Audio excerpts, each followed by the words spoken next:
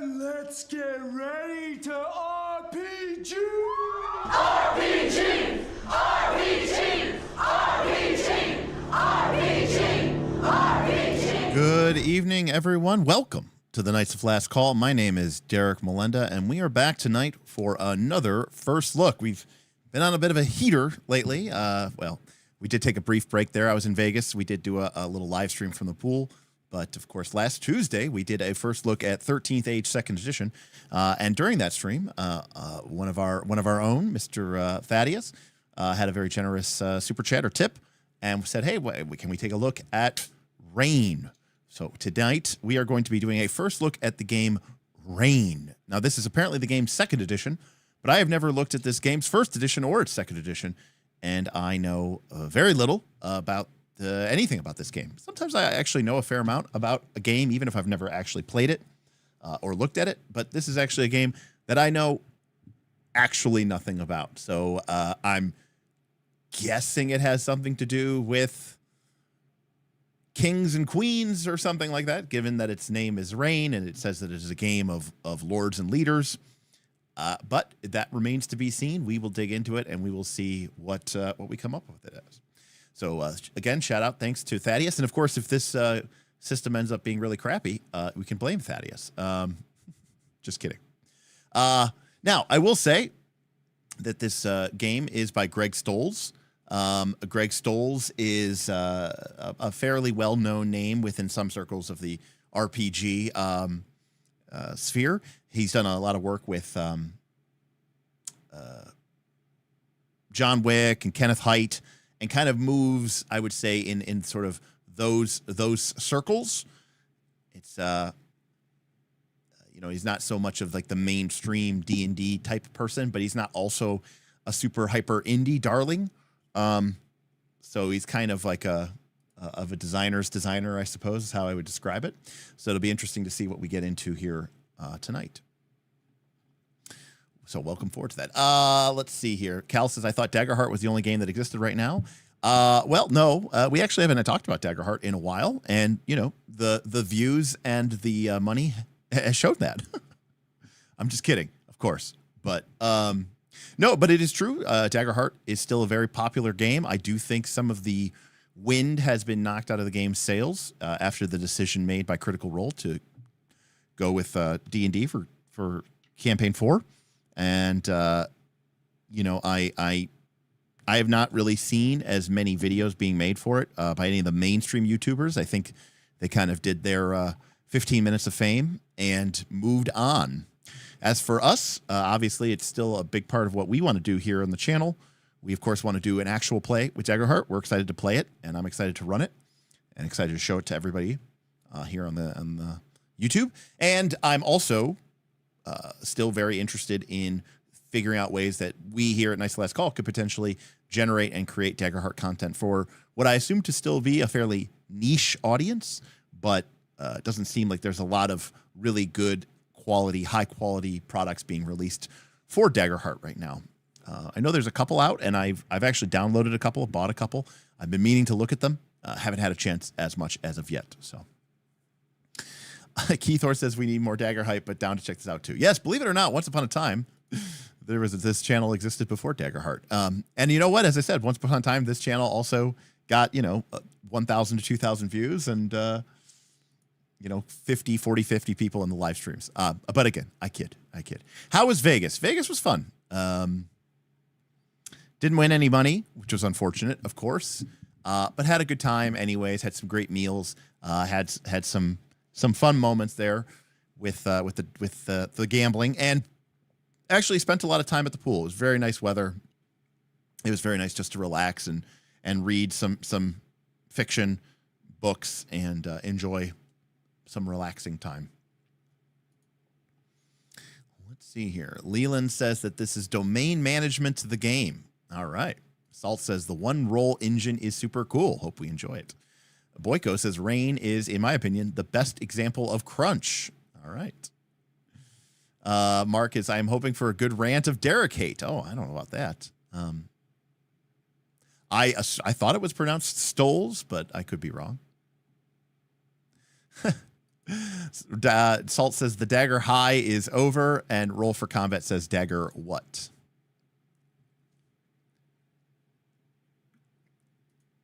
No videos from the mainstream YouTubers, which means you aren't. That is correct. I am very much not a mainstream YouTuber, for sure. No, I still think Daggerheart is a really, really. I mean, look, it is obviously, you know, the haters, and when I say the haters, I also mean even within my own community.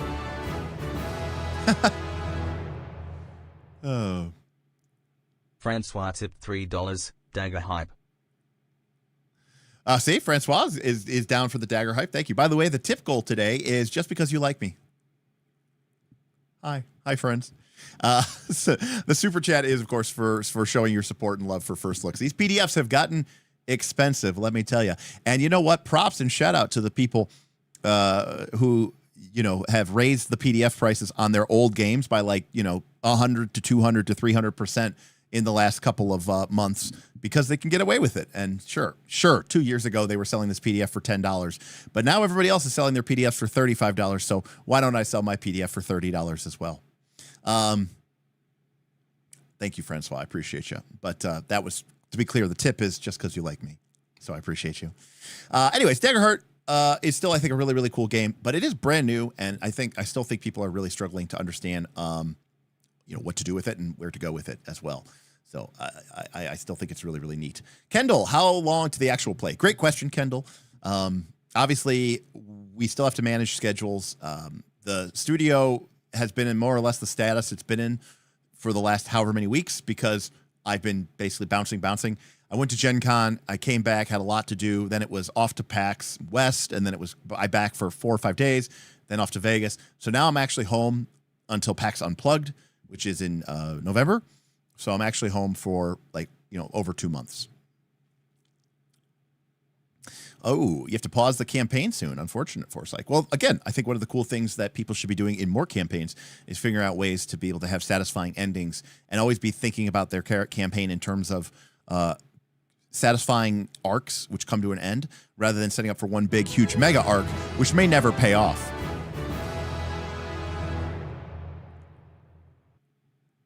Calderiac tipped $3. Sorry for being a pain with DT. I only argue because I game on Thursday. Thank you, Cal.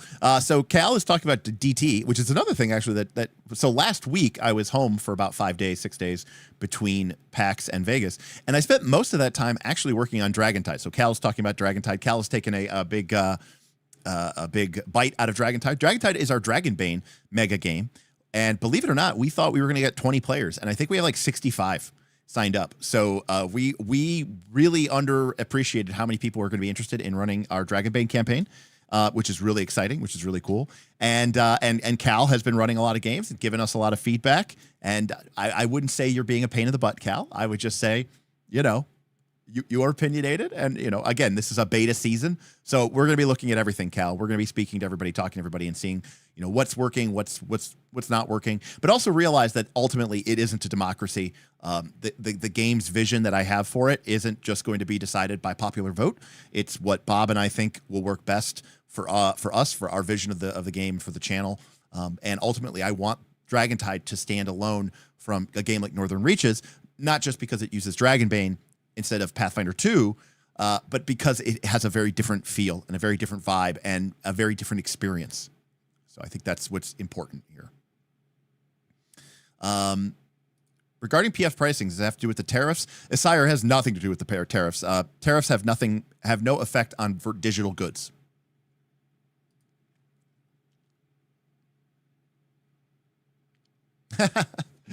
Was there much of a crowd in Vegas? Zomble, it was packed.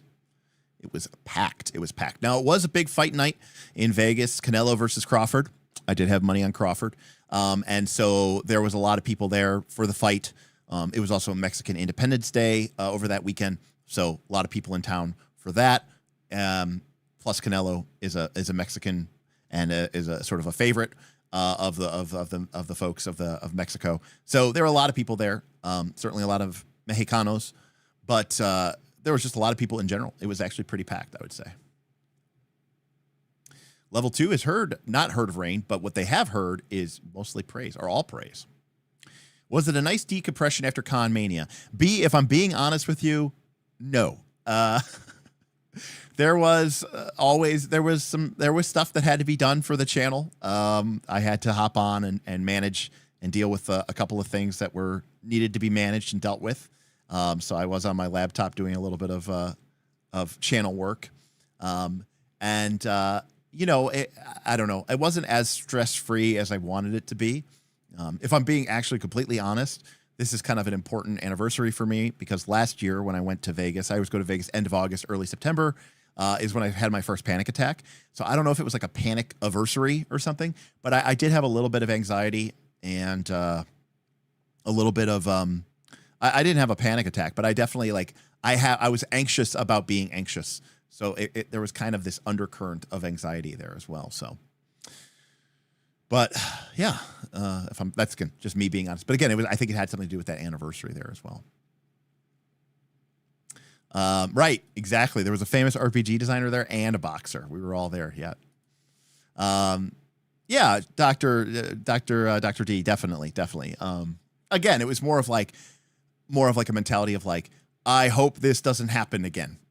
And just even having that in sort of my mindset has been sort of, and again, I think my sleep's been bad, just all the travel and, not being at home and not being on a consistent schedule, a lot of food and a lot of, it's just been I haven't spent much time at home and I definitely think that is contributing to sort of my general level of anxiety. So yeah, let's get into it, shall we? As a reminder, we do have 2 goals tonight. We have Super Chat for more first looks. Always appreciate you supporting the fund there. These PDFs do get expensive, and I do like to share them with you all. And our tip is just because you like me. And of course, remember, as always, as well, that if you do have Amazon Prime, I would love for you to support us for free. You can do that with your Prime sub. If you can head over to twitch.tv. It's also where we stream our video games. Bob's been streaming Baldur's Gate 3 with his brother. And but you can show your support for us by subscribing over there. If you have Amazon Prime, you get 1 free sub a month. You have to manually redo it each month. I am sad to say that we did have 150 subs at one point, and we are now down to 113. So either some people have decided to take their talents elsewhere, or maybe they have forgotten to resub. So if that's you, I encourage you to resub, or at least use it on somebody. And if you went somewhere else, I don't blame you. I think Bob is up to either 3 or 5 TPKs. I don't remember how many they're up to.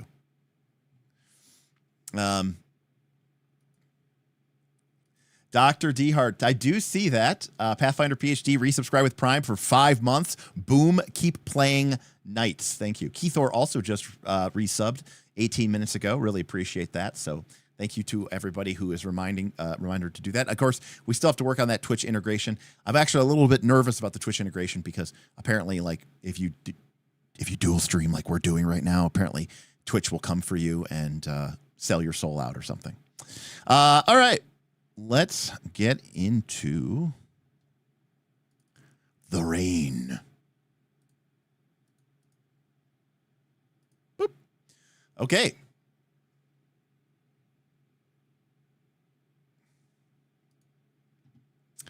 King Hodop says, I don't think there are a lot of high quality Daggerheart products out right now. The shade is crazy. Actually, to be clear, I didn't really say that.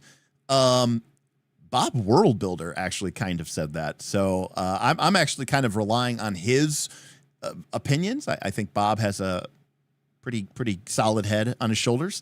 And Bob did a video about Daggerheart and why there hasn't been a lot of embracing or by either the customers or by the producers for Daggerheart third-party products. So, I'm not necessarily saying, when I say that, I'm not necessarily saying that the products that are out there are bad. I haven't looked at them, so I would remain. I'm just really saying there are not a lot of them. That's what I'm trying to say.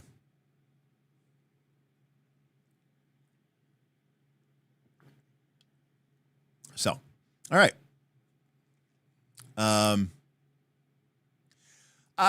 Now, I didn't say what Cal is saying, but that is also something that I might be possibly alluding to, which is that, relatively speaking, the game was out for only a few months.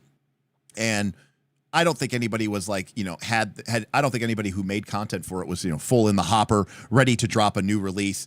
They've been playing Daggerheart since the beta. No, I think a lot of people saw how quickly it became popular and decided to, maybe try to put something out there to be a, first mover advantage and sort of get out there on the market. All right, so we're going to take a look at Reign. Rules is the name of this book, apparently. This is a game of lords and leaders. Roll for Combat says, sell your soul, ? I already did that for you. He's like, and I only took 20%.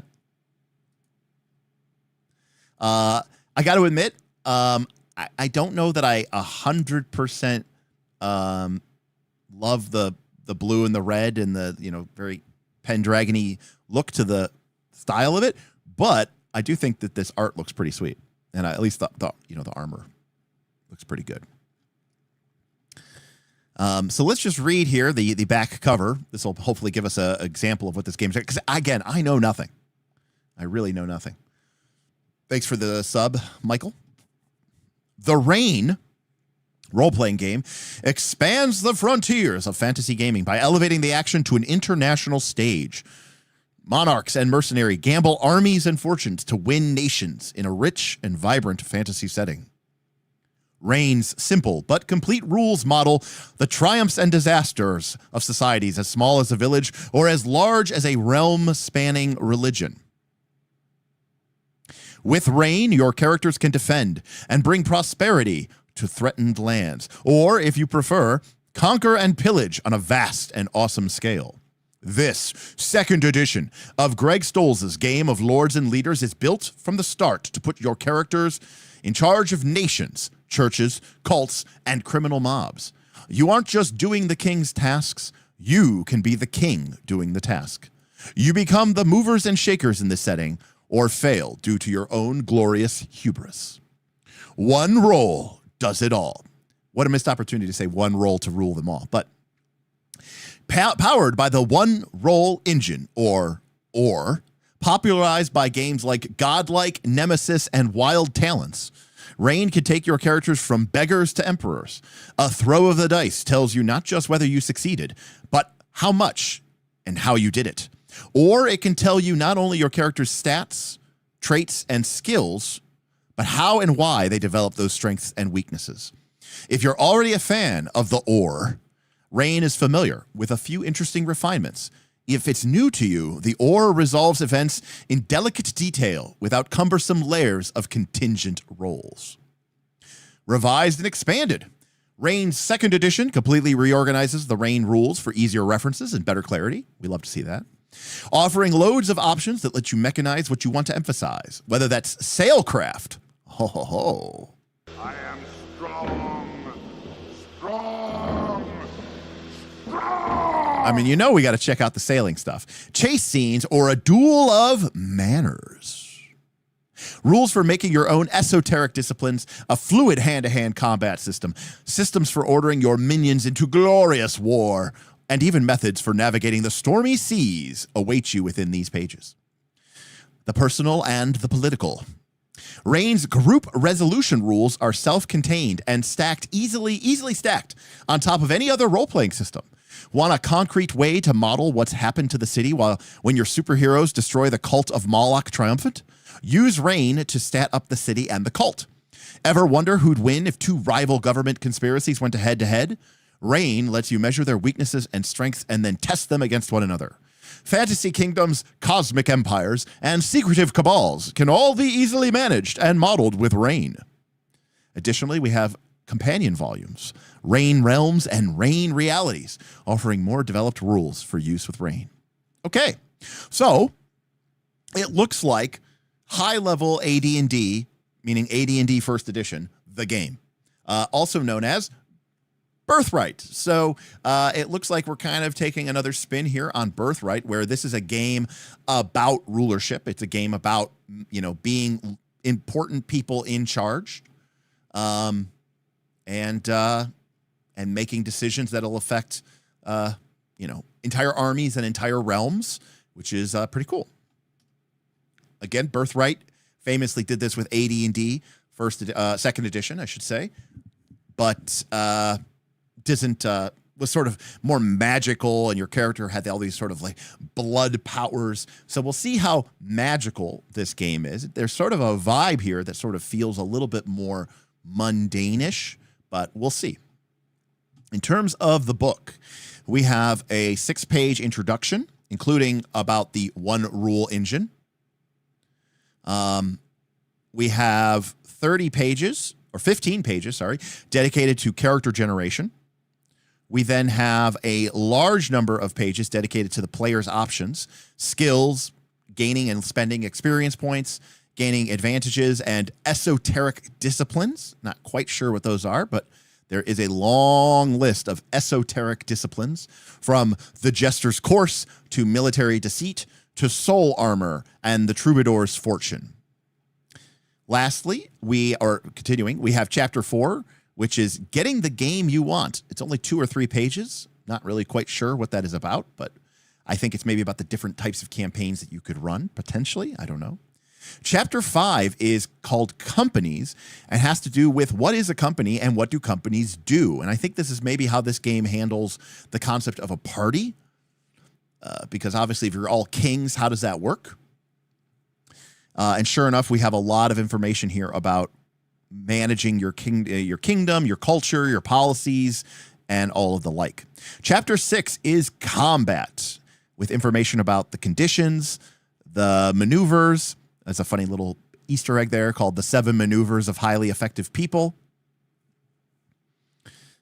Information about followers and your opponents. Then there's another chapter called Advanced Combat, which is significantly longer and has to do with maneuvers, simple and advanced and experts, along with martial paths. And then, if that's not enough, if chapter 6 combat, chapter 7 advanced combat, there is also chapter 8, which is called fluid combat. So apparently this game has 3 different chapters for 3 different types of combat. We'll have to see what that's about. Chapter 9 is called Die Men, and apparently is only 4 pages long, but it looks like it's about setting up battles, like army battles. Chapter 10 is called Enemies of Awful Scale, and has to do with epic threats and epic injuries. Chapter 11 is called After Them, and has to do with chase rules and pursuing rules. Chapter 12, Magic, but is only 11 pages long. It's interesting. Chapter 13 is called Dreadful Things Occur.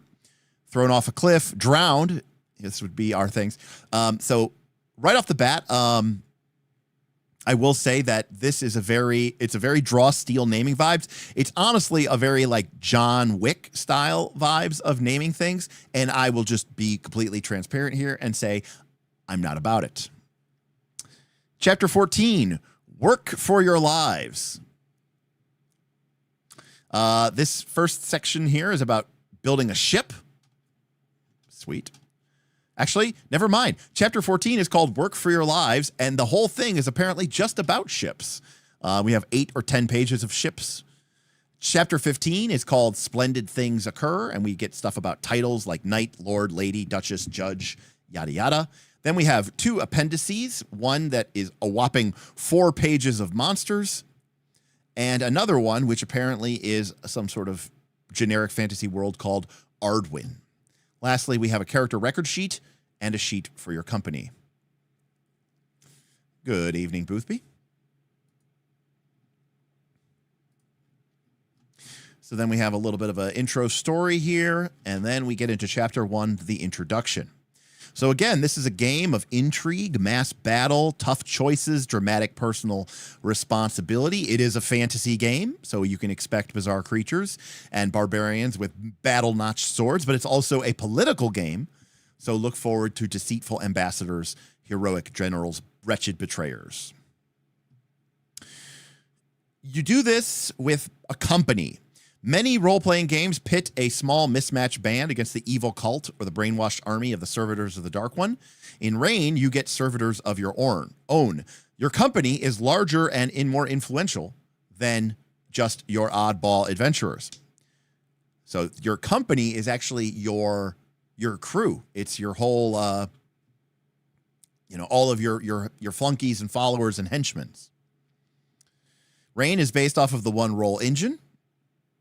The company system from Reign should set easily on top of these other one rule engine systems.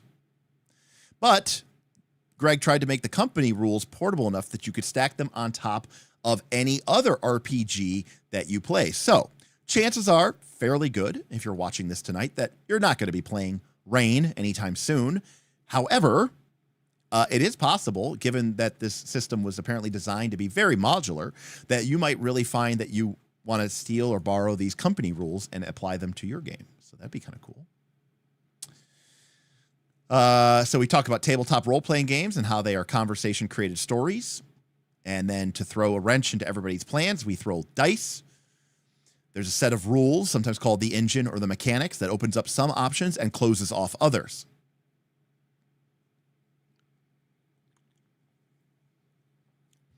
This edition of the game has 2 books, one for rules and one for setting.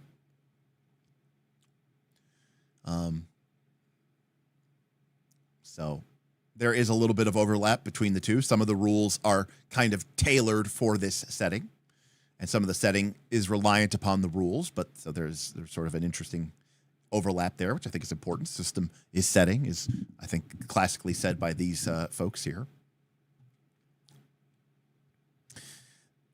We have a quote here, a little sidebar from Greg. As a GM, there is one set of circumstances where you should let the players succeed without rolling, even if the task is important or tricky. It's when the options are either they succeed or everything stops.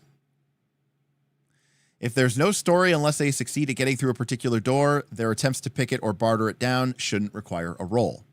As D. Vincent Baker phrases, of Apocalypse Roll Friends, say yes or roll the dice. My take on that is if an outcome doesn't matter, letting the characters be awesome has few downsides. I would clarify it to say, make your yes, no, maybe situations clear. Some things they just can't do.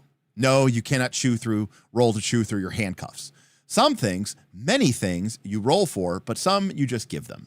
Understand that sometimes your first instinct might be to make them roll, but the game moves faster and more interesting if you let the little stuff slide.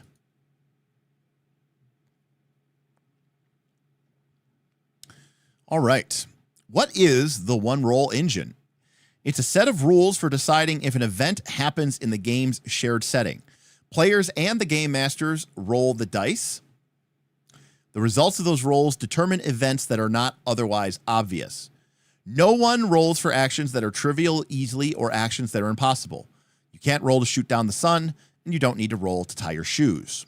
You only have to roll for an archery contest if someone cares about the outcome and if it matters to where the game is going. How many dice to use? The Or uses 10-sided dice. In most cases, you roll a number of dice equal to your character's stat, a measure of your general natural talent, plus a skill, which measures training, experience, or narrow intuitive ability. This combined number is called your pool for the task. For example, if my character was trying to convince a merchant to give me a break on a large purchase, I'd roll my haggle pool. This consists of my haggle skill and my command stat. If my haggle skill is 4 and my command stat is 2, then my pool is 6 dice. Okay. You want to look for matches. Dice in your pool that turned up the same number. If I roll a 2, 3, 5, 6, 9, and 10, I have received 0 matches, and the roll has failed. If I roll 1, 1, 4, 5, 7, 7, then I have received 2 matches. 1 is a pair of 1s, and 1 is a pair of 7s.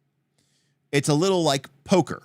you're looking for pairs and trips, and higher cards are generally better. There are two measures of success with this system: how many dice turned up in a set, which is known as its width, and the size of the number itself, which is called its height. The most common set is also the smallest, a pair. That's a match with a width of 2. A pair of 2s, a pair of 9s, a pair of 5s. All have different heights, but they all have the same width. Higher and wider are both desirable, but in different ways. A 4x1, which means you got 4 1s, is a poor height, but a fantastic width. A pair of 2 10s result has a great height, but very poor width. Which is better? Well, that depends on the situation, because height and width indicate different things.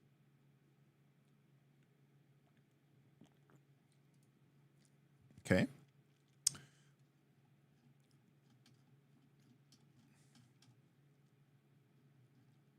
Width, which is how many did you get, 2 of a kind, 3 of a kind, 4 of a kind, 5 of a kind. Width usually indicates speed and competence. Wide sets happen before narrow sets. A 4x1, which means you got 4 1s, indicates something done with much greater speed than 2x10. In a fight, for a common example, wider sets go first and do more damage when they hit, right? So it's speed and competence. Height usually shows how favorable the circumstances were at the exact moment and how well the character took advantage of those circumstances.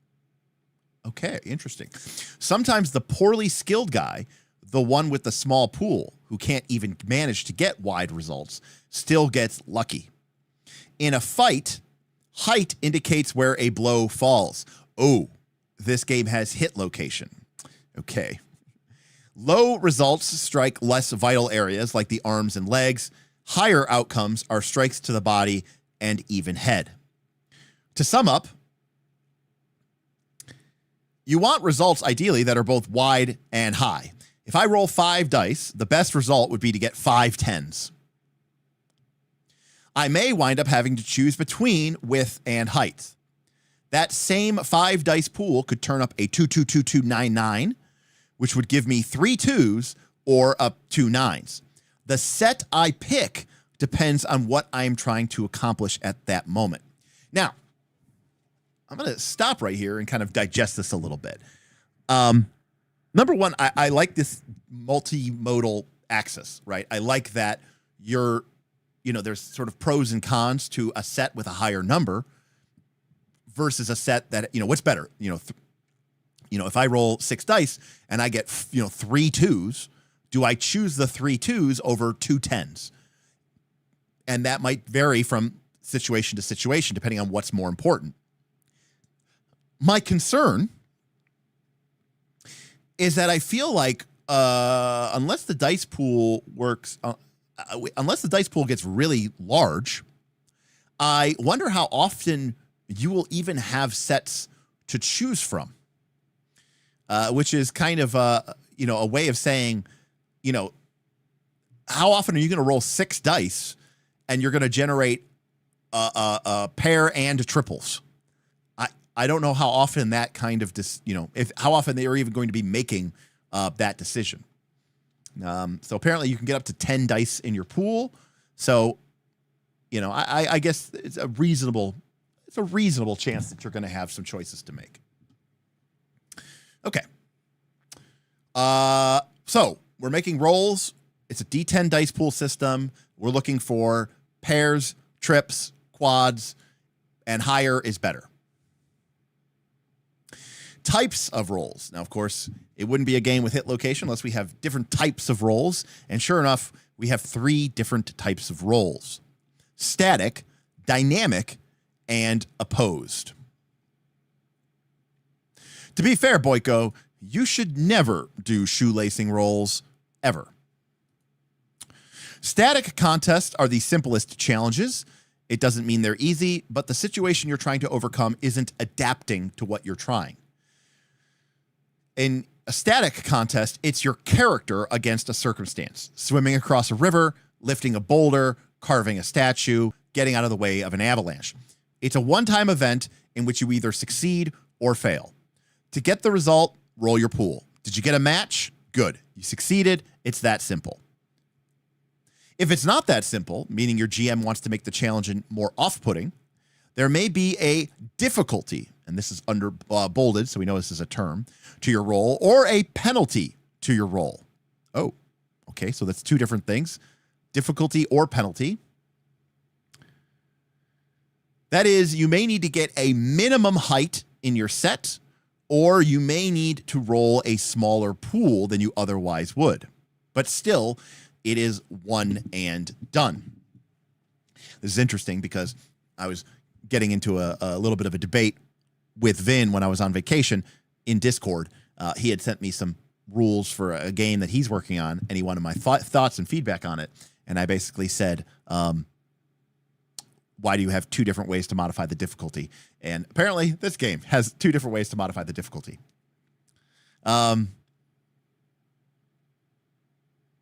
Well, there is no minimum width, King Hodop, because the minimum width is 2.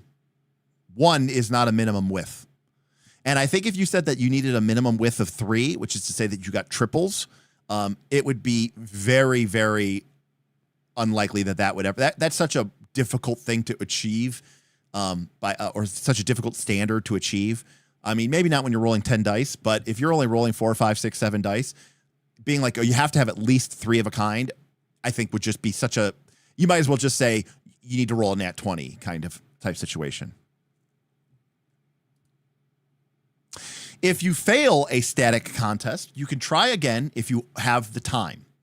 The difficulty or penalty doesn't change, so you can generally just keep trying to scale the cliff until you find a way up or you give up because it's too hard. Yeah, so I didn't do the math on it, but Chris saying even with 10 dice, rolling a natural triple is pretty tough. But there are a lot of rules for manipulating dice pool results. Okay, good to know. Right. Boyko pointing out, with 10, height 1, the lowest difficulty, and there will still be BCs that only have a 10% chance of succeeding at that. Exactly. So anyways, so the game is like, look, you can keep trying and trying and trying and trying and trying and trying and trying and trying and trying again. It just takes more time. The only exception is if you're in the middle of some peril that gives you a time limit, or if the action itself is draining. For example, trying to swim across a river. You take your first roll normally, and if that fails, you struggle back to shore. If you try again right away, your GM may ask you for a body plus endurance roll to see if your lungs quit on you, or they may begin to assess a penalty or put a difficulty rating on because you are becoming tired. But the most important thing about static contests is that success or failure ultimately comes down to one roll. You're not interacting with anyone else's results. It's often a good idea for GMs to be pretty generous with static contests, imposing low penalties and difficulties, if any are assessed at all. Moving the story along is a good thing. Blocking characters because they can't get up the hill wastes time and annoys players. The time to make static contests harder is when achieving them would grant you a very significant advantage. Okay. All in all, I mean, it's one of those weird things that feels strangely simulationist, but yet is like talking about advancing the story. And I've always found it very strange. There's a certain category of game, and I think I saw somebody up ahead said that the first edition of this game is actually fairly old. It's from like 2007 or 2006. I always think there's a very strange sort of category of games that have very crunchy rules, but are still like, but the story. And I always find those to be very, very kind of counter-purpose to one another. But, you know, we'll see where this goes and takes us. Ultimately, I think this is kind of a cool way to use dice sets, and I like the idea of getting, again, this is kind of input and output randomness. You roll the dice, you see what kind of sets you generate, and then you actually have a choice to make. right? Like, do I want to accomplish this extremely proficiently and very quickly, or do I want to sort of, pick a result that leads to me having exceptionally favorable circumstances? Dare I say, get lucky and have a better result that way. And I think that kind of player choice, is I think really interesting. It is true, rules in fiction are not like water and oil, but I think we should distinguish the difference, Boyko, between the fiction, okay, and like a story, right? I want to make sure that there's a distinction between like the fiction versus the like having a story arc, right? A burning wheel certainly tries to do that. Dynamic contests are when two people are trying to do the same thing at the same time, but only one can succeed, such as a foot race. So now we kind of have a contest. So we have static roll, dynamic contest. The rules work the same. We all roll our pools and choose our set. Then those sets are compared, and the best set walks away with the prize, the trophy, the attention, the favor of the queen. What set is best? Well, that depends on the nature of the contest. In a foot race, the GM might say that the widest set is best because width generally indicates speed.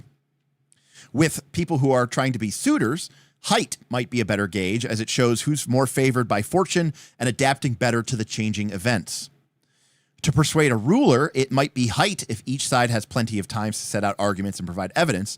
But if the barbarians are at the gate and the debate is fight or flee, then width might serve as a tersely stated case played to the queen's need for decisiveness. The GM should always make it clear whether width will be the deciding factor or height. And obviously, if we both generate triple, if you generate triples and I generate triples, so you generated a width 3 set and I generated a width 3 set. It obviously, if I had 3 5s and you only had 3 3s, then I would be the victor. So, okay, simple, easy, to the point, right? Basically, who has a better poker hand? The difference is which one is going to be more important, right? Having the higher hand or having the 3 of a kind, 4 of a kind. Opposed contest.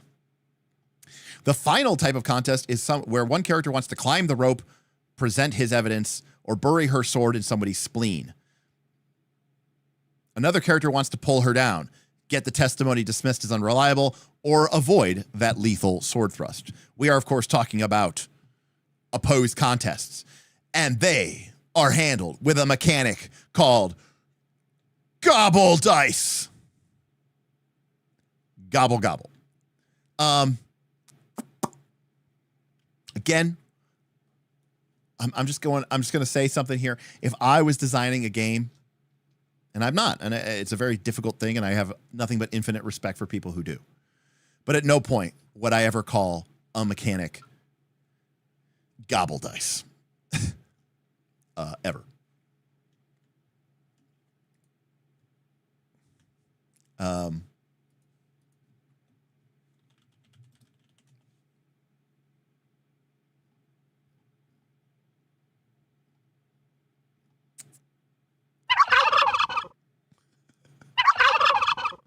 Anyways,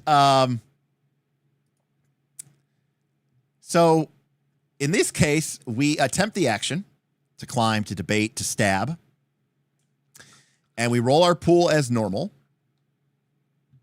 And then the blocking character rolls a pool as well. Okay. For example, if we're trying to stab somebody, we might roll body plus fight. And then somebody trying to dodge out of the way might roll coordination plus dodge.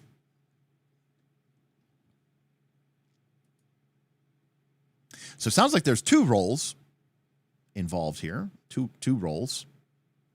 Because you're rolling and I'm rolling. Which definitely is not 1. If the active character fails, then it didn't matter because you sucked. And you just didn't even succeed. So if you don't get at least a set, you don't succeed. If the active character succeeds and the blocking character gets no successes, then the attempt succeeds just like you'd expect. But what gets interesting is if we both succeed. Then the dice in the blocker's pool become gobble dice. Each gobble dice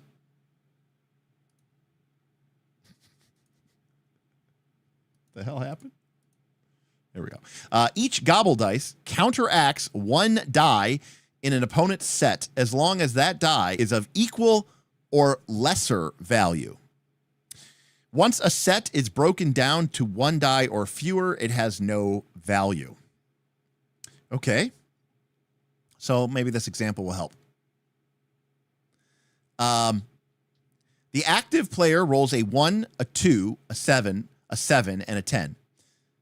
And to get their character up the road. The blocker, actually, I did not have that sound effects ready, Sire. I quickly Googled it. The blocker rolls an 8, 8, and 9. And both of their 8s become gobble dice. By gobbling one die out of her 2x7 set, they reduce it to a 1x7 no match. I see. So 8s can cancel 8s or lower.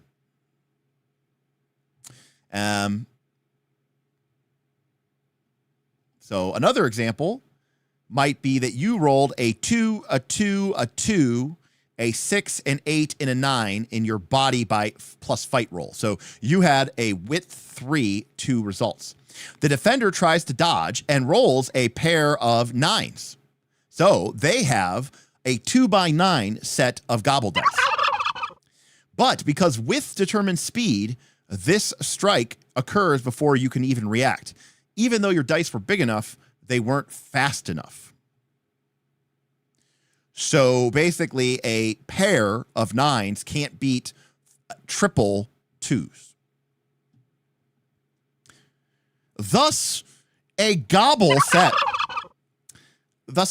set must be of at least as wide and at least as high as any set it's trying to spoil. That's a pretty serious drawback. I was about to say, that is pretty tough, of being reactive instead of active. In fairness, too much of I'm going to stop him from doing what he's doing does tend to slow play to a crawl, so burdening the naysayer is a story issue as much as a mechanical issue. It's not always the case, however. If it's a debate or discussion and you both have plenty of time to make your arguments, then the width of your gobble set doesn't matter. But remember that you can only gobble if you're trying to discredit his argument, not make an argument of your own. If your opponent is trying to convince that the Empress, that the Dendavarians are massing to attack, and all you have to do is provide reasonable alternative explanations to their movement, because he doesn't really want to believe that, then it's an opposed contest. Furthermore, the advantage to gobble dice is that once you have them, they're more efficient, especially against multiple actions.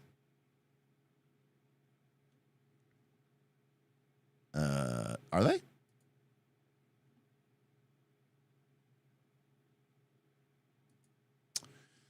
Come on, PDF. There we go.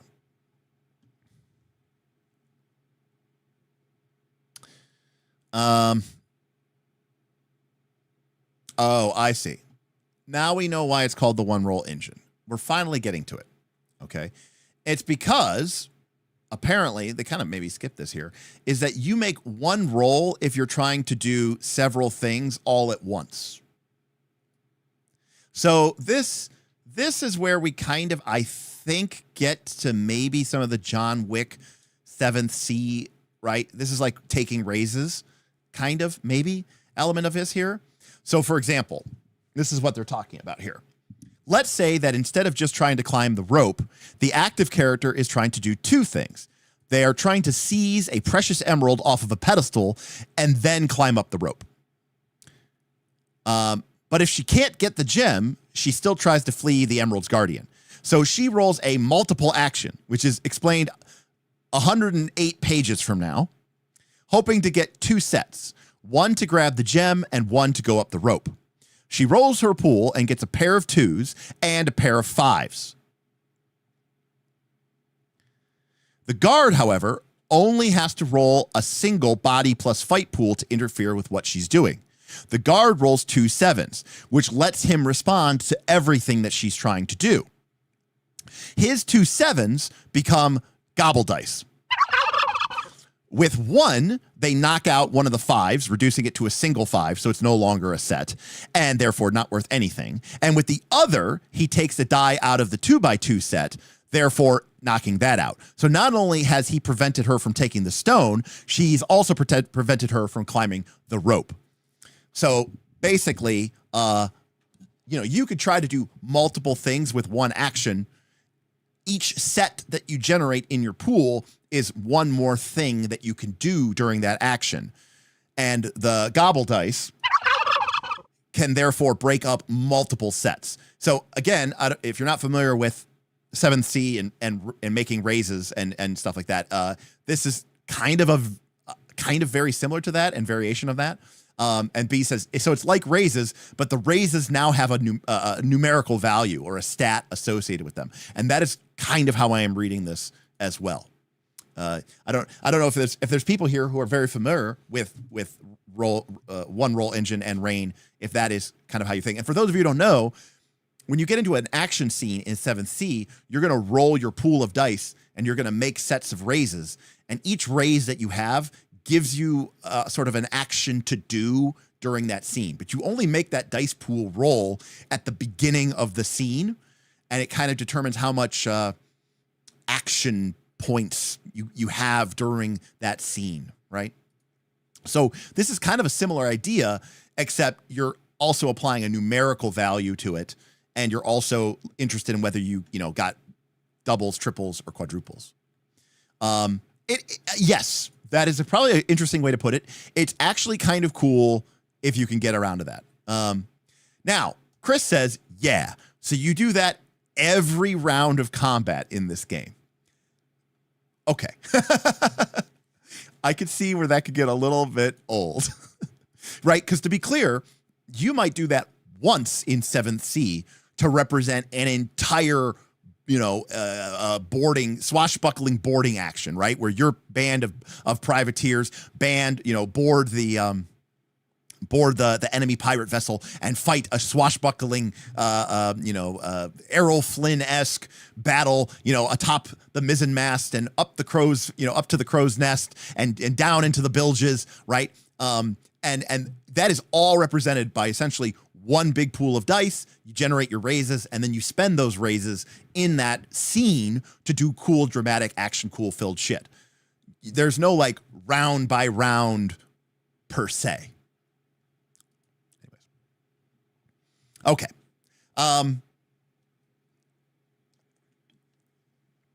Still, Benjamin says, Rain is one of the coolest looking systems I've never found time for. Love some of the wacky dice trips. And then Don Pokey says, and of course, I'm sure we'll be seeing a few hundred feats and traits and environmental features that will interact with your dice, I will imagine. Which is probably where we get into the fight, the combat, the advanced combat, right? And I wonder if the fluid combat is more like 7th C, but we'll see.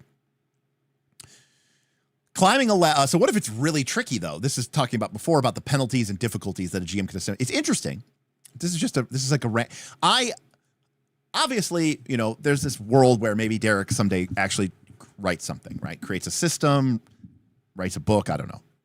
And I always think it's very interesting when I see stuff and I think about if I was writing it and how do you make these kind of decisions? All right. So there's 2 ways that the GM can assess increased challenge. They can assess a penalty or impose a difficulty. Now, what's interesting to me here is the simple fact that one of them is capitalized and one of them is not. I find that very strange.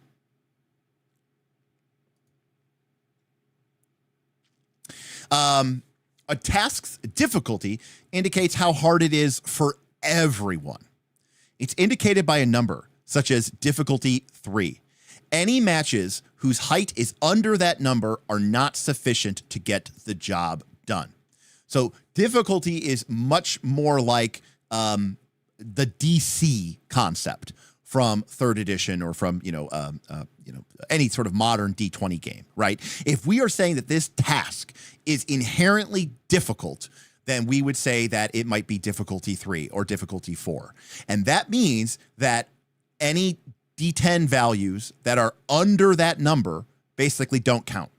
So it doesn't matter if you got 4 1s on your roll because it's a difficulty 3 test. And basically 1s and 2s don't count. So there is a very, very cool and very easy and very strong sort of tactility to that idea that when I say that a task is difficulty X, I'm basically saying throw out all of your dice that don't at least get to X, right? If I say it's difficulty 5, throw out all your 1, 2, 3s, and 4s. If I say it's difficulty 3, throw out your 1s and 2s. If it's difficulty 8, throw out your 1s through 7s. And that is a very, that's a very easy way to grok that. And this idea that you would make your sets first, I think is kind of flawed. I think you would just throw that away. So yeah, it's a very intuitive, and it's a very, I think this is a wonderful set of mechanics, because it's very clear and very clear cut and very easy, which I like.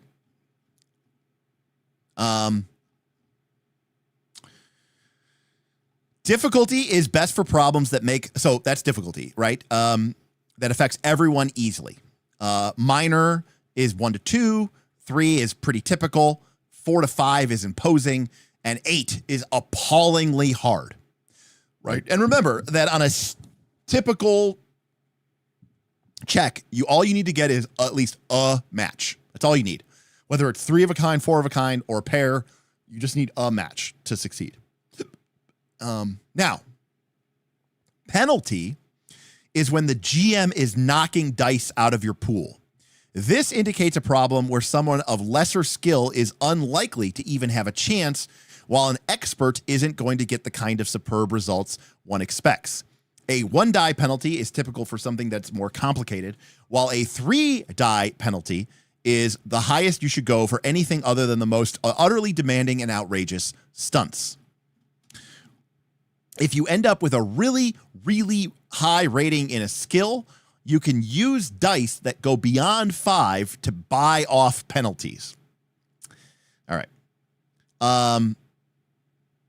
So the difference, there's a vital difference between penalties and difficulties, and it's not immediately apparent unless you've crunched out a lot of probability math. To spare you from that, I will just write it out. Difficulties make things harder for everyone to an equal degree, regardless of pool size. Penalties, where you reduce dice out of your pool set, are far harsher to people with small pools than those with large pools. As a GM, you're almost always better off using difficulty and saving penalties for situations where, 1, it's in the rules, 2, it's something that should be damn near impossible for an amateur, but not nearly as tricky for someone who is heavily trained. Note that with penalties, expert dice and master dice are removed first, and these are apparently explained later. There are refinements to this system, but that's the core of it. Now, Mr. Fruit Punch says, I feel bad that my brain can't handle the resolution mechanic. At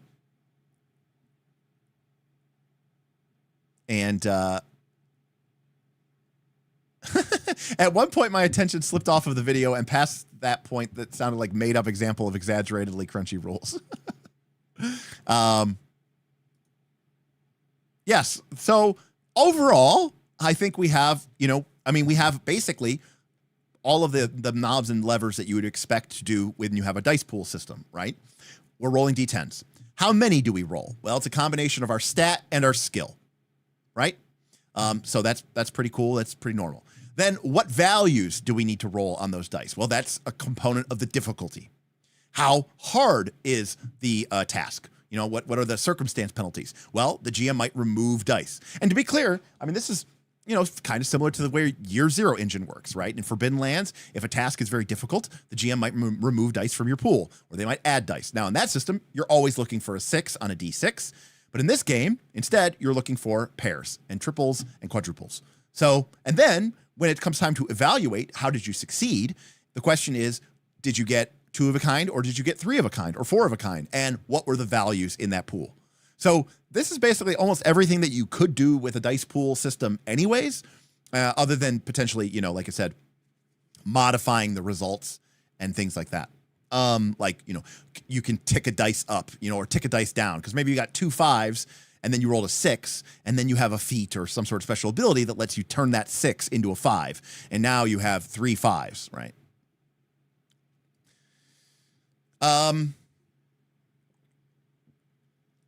Would you say this mechanic is complex without being complicated? I would say that this is not complicated. I would say that this is a complex mechanic. There's a lot of knobs and levers. There's a lot of depth here that you can really, tweak and change things. And then the people who know better than me are saying, "Oh, you just wait. It's hiding for you there." We'll get to that in a second. Benjamin says, legend has it that one roll engine was conceived of when Stolze was writing for Vampire, which uses a D10 dice pool system, and none of the other designers could tell him when to use dice penalties versus raising the target number. There you go. So I'm going to actually do a quick poll.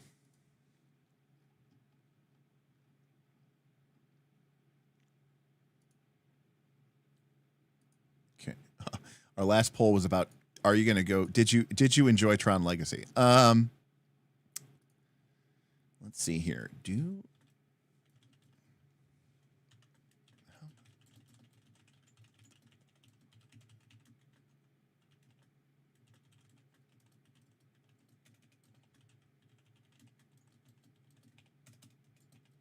All right. Oh no. I deleted it. So I will say, what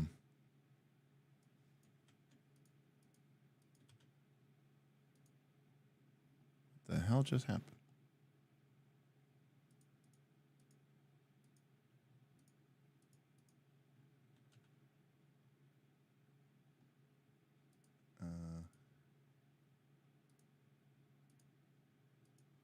Okay, apparently I just deleted my entire thing. I tried to do a poll and it destroyed my situation.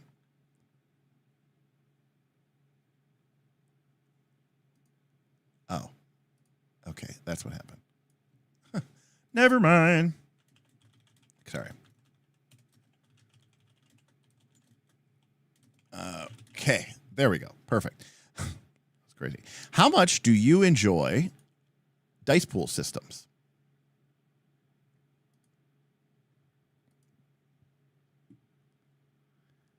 I'm curious. How much do you enjoy dice pool systems? Kermit the Frog here, asking you, how much do you enjoy dice pool systems?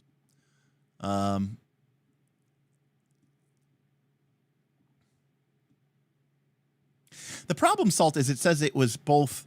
Not only did it say that it was fast, but it also said that you did it competently, which I thought was kind of strange. So I could understand like fast versus good, but like they try to make sort of a distinction there that like there's a feeling of like if you get a big number, it's just that you kind of got lucky or that the circumstances were really favorable. It had less to do with your skill. B says, I just think of it as raises with stats. That's fair.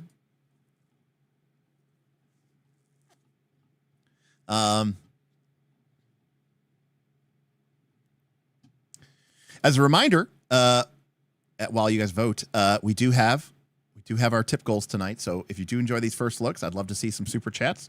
And of course, if you want to support me in this channel, and remember, I am trying to make this into my full-time job, please feel free to tip. I'd appreciate that. And of course, if money is tight, as I know it often is, please feel free to head over to twitch.tv and use your Amazon Prime sub to go ahead and support us for free. We'd appreciate you there as well. Interestingly, next week is my birthday. My birthday is on the 24th. And I've been toying around with the idea of trying to do some sort of 24-hour stream. And I thought it'd be fun to maybe do that on my birthday on the 24th, and do some sort of thing where it's like, if people keep tipping or something, we'll keep going and seeing if we can make it for my entire birthday. I just spend all 24 hours of my birthday streaming. So I don't know. I got a lot to do in the next week, but I might try to see if we could put that together. I think that could be a lot of fun. Okay. Well, overall, people are mostly neutral to positive, which is good. I've come to really appreciate dice pool systems. I really like that. Clopster Roll, thank you so much. I don't know how to tip, but I always am down for more first looks. Thank you, Clopster Roll. Appreciate you. I don't know why we didn't get. I don't know why we didn't get our little Kefka.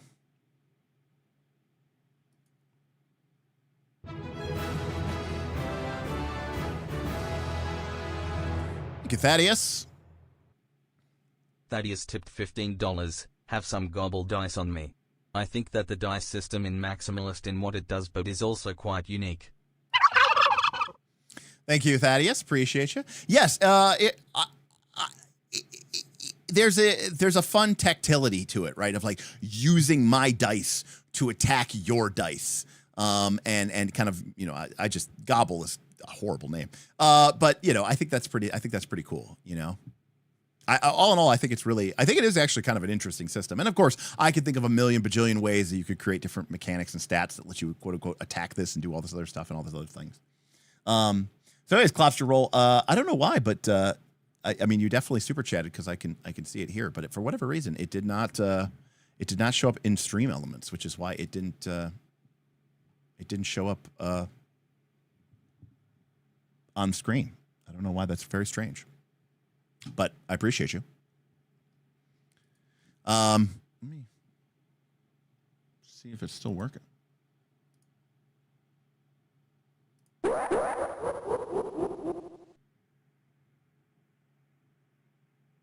right. Well.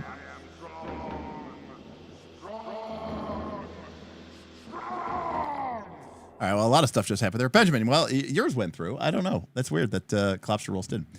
Super chat. Benjamin Fraser, love to see these streams, always highlighting cool games. Thank you, Benjamin. I appreciate you so much. Appreciate that. And Dr. Dehart, resubscribing for 5 big months, a.k.a. The Time Tripper. I'm voicing my support for more First Looks, and Daggerheart, and Dragontide, and Triangle, and yada, yada, yada, yada, yada, yada. So thank you so much for sponsoring that. It's just hating on you specifically. It's hating on specifically Clopster Roll. Well, you know, again, it probably went through. It's just stream elements. The API must have just missed it, so I apologize for that. Because if YouTube saw it in the chat, then it's probably good enough. And it definitely was good enough there. So hardship for that. That's what matters the most. I appreciate you. Okay, so all in all, that seems pretty good. I could see that being a cool way to sort of indoctrinate it. I kind of like it, actually. King Hodop tipped $25. I like everything you do here, man. How do I choose what to support? Dagger Hype, Project Shadow Deep, First Looks, Deep Dives, and every other one of the smaller things. Thank you, King Hodop, and thank you, B. Oh, B, you know that... we got the gobble for you, my friend. Appreciate you all for that. King Odop, yeah, it's you know, honestly, King Odop, I kind of struggled with that with myself. I mean, you know, like let's look what we have here. Obviously, we started at 8, so we're an hour in, and you know, we've you know, basically covered 12 pages of the book, and you know, it's a 200-page book.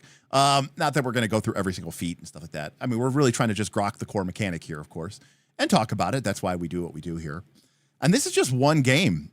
And it does feel sometimes like there's so much to do. And honestly, I don't know how these other YouTube creators get by with just making like a single 12-minute video a week or a single 15-minute video a week. I just feel like I have so much stuff to talk about and so much stuff to care about and so much stuff I want to do. I just don't know how, you know, I mean, again, I've talked about this before. Like, there was a part of me that was a little kind of excited when I got laid off, because I knew I had a Patreon and I knew I had awesome viewers and supporters who tipped me like you all are doing tonight. And I wasn't going to be like immediately financially destitute, which is great. And so I was kind of like, oh, wow, this is going to be awesome. Like, now I'm going to be able to start streaming a lot more. And, you know, in May and June, you know, we were doing, 15 to 20 hours of streams a week, you know? So obviously con season has kind of cut into that because I've been traveling a lot, but I think that's awesome. And I still feel like, you know, just the fact that I've been busy for the last couple of, you know, maybe like the last month or so has made it like difficult. Like we're so behind the 8 ball because there's been so many games that have come out and we haven't had a chance to talk about them, you know? So I agree with you there, King Hodop. I think it is a lot to cover, but thank you everybody for the love and the support. I really appreciate you. Okay. So what are the different types of dice that we can have? Sometimes we can have area dice when an attack does everything to everyone within an area. Everyone in the area rolls the number of dice and applies the appropriate damage type to every hit location that comes up. If a hit location comes up twice, apply 2 points. Now let's take a brief detour here and shoot over to the character sheet.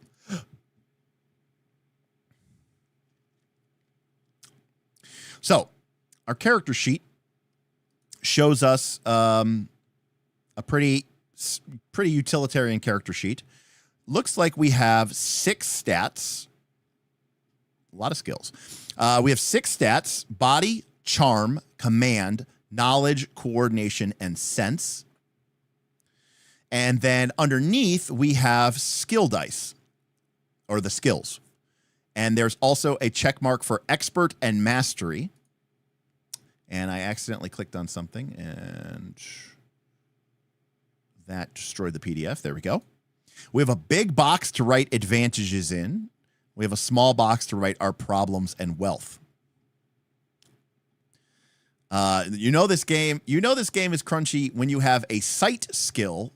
Well, when you have a senses stat that then is broken down into the following skills: direction, eerie, empathy, hearing, scrutinize, sight, and then taste, touch, and smell.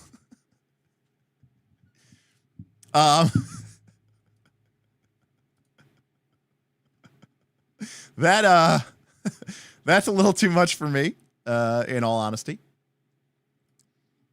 Then we have the hit tracker. So we can see that 1s and 2s are your legs, 3s and 4s, and 5s and 6s are your arms, 7, 8, and 9 is your body, and 10 is the head.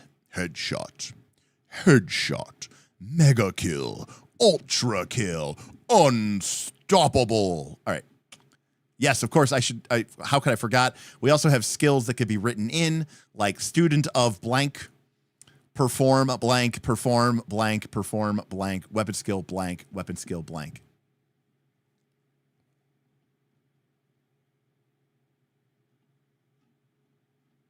Victor says a character sheet is like a restaurant menu. If it's not appealing or clear, I'm not going to want to eat off of it. I got to admit, not 100% in love with this character sheet, but it is what it is. We have an armor rating that covers a certain number of locations, a parry rating, a dodge rating. We have a wounds and armor box.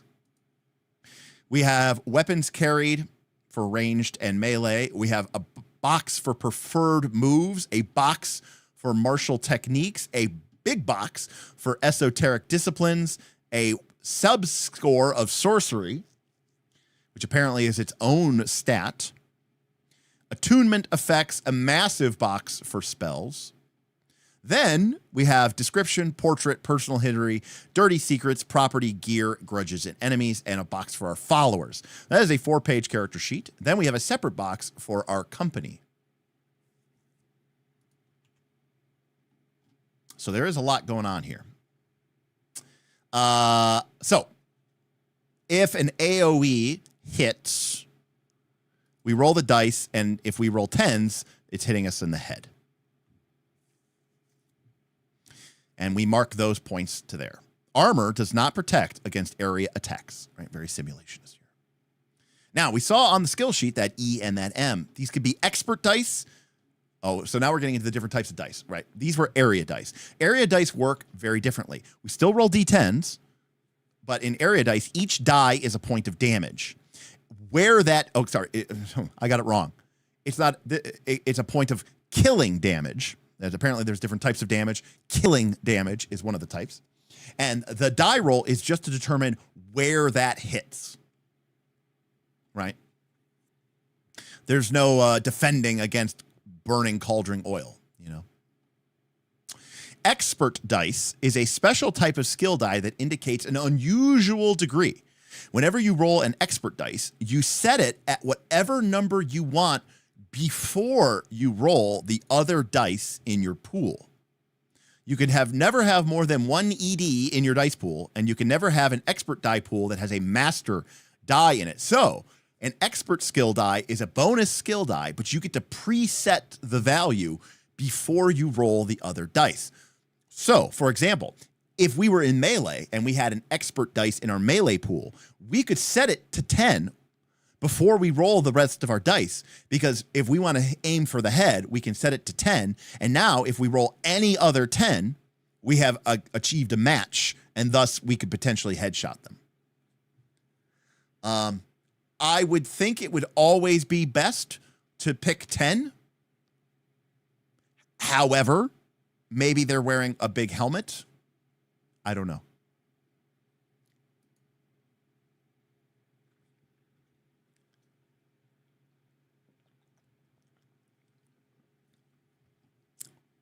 Ah, here you go. Look at this. When using the fight skill, you might have a pool of 5 regular dice and 1 expert dice. This is 5D plus ED. You're fighting a powerful warrior, has good armor on everything except his legs. So you decide to aim for the legs.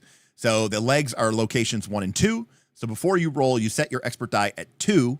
And that way, when you roll 2 2s, you've actually gotten 3 tools, and you get a hit on his vulnerable ankle. Be damned. Achilles, be damned. All right. The next type of dice we've already covered, gobble dice.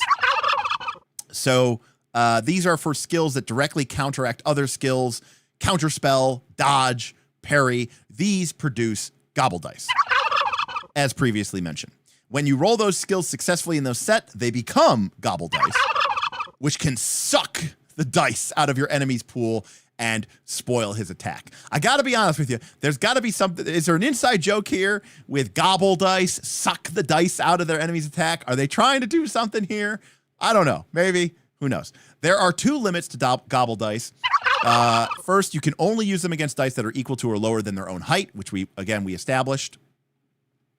Second, you can only use a gobble dice if a timing allows it, right? We talked about before that in combat, if they have a wider set than your gobble dice generated a set, that they were too fast for you, right? But sometimes situations aren't time sensitive, and then you can always use your gobble dice. Okay, what else do we have?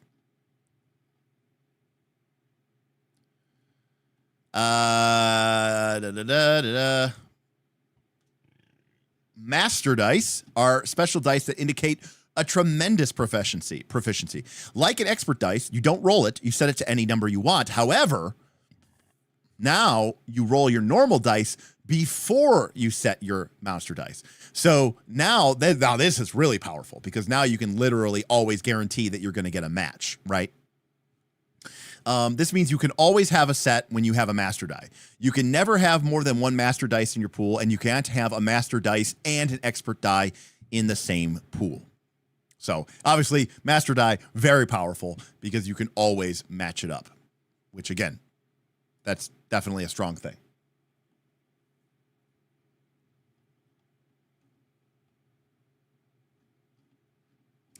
Waste dice.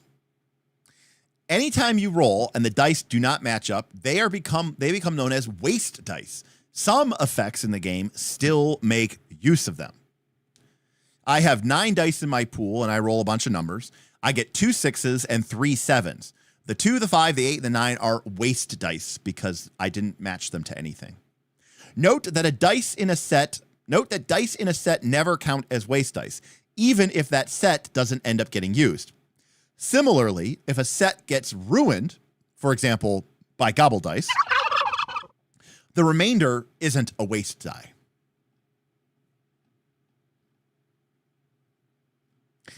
Other terms, armor.